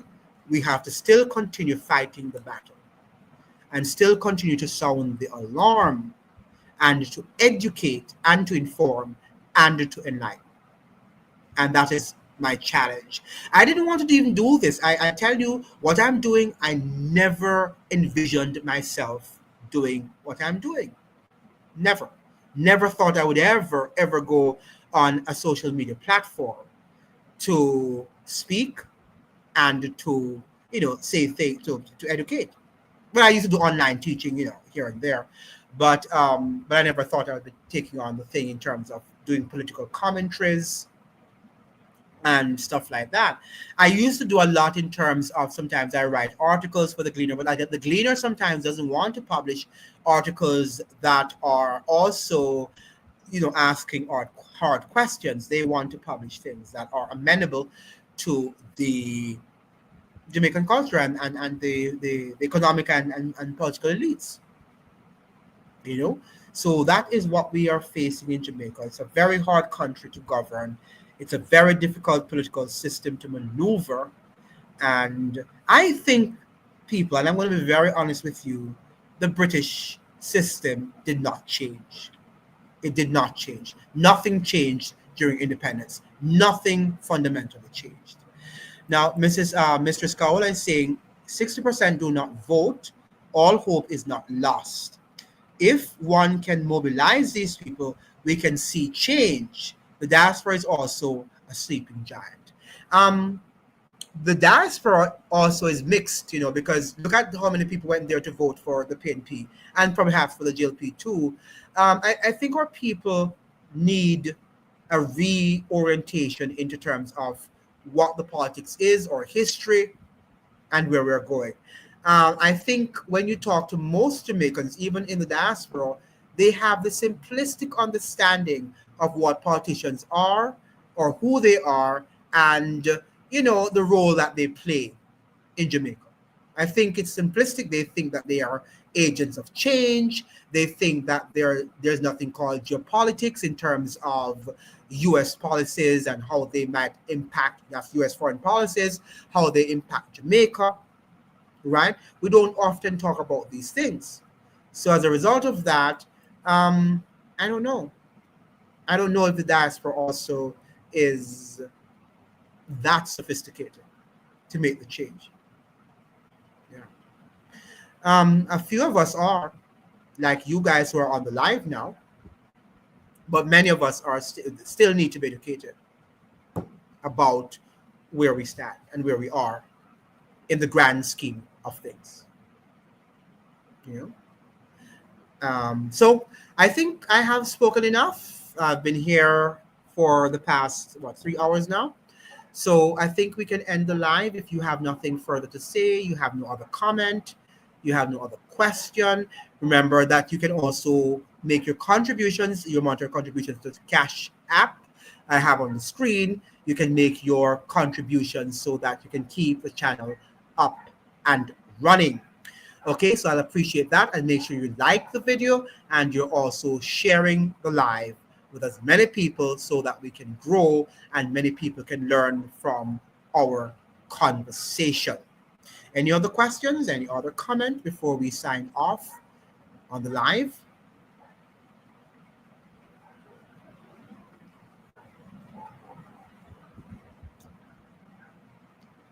Okay, let me see what Mistress Cow said. This was a great conversation. I look forward to your food security video. Thank you so much. Thank you so much, Mistress Kaola, and thank you also for those of you who have joined me. Thank you for having a wonderful conversation. I think it was the best one that I've had so far on my live in terms of the participation. I love when you participate, and many of you were doing that. Yes, I look forward to seeing you on Sunday, God willing. Thank you so much and have a great night. See you on Sunday. Ciao.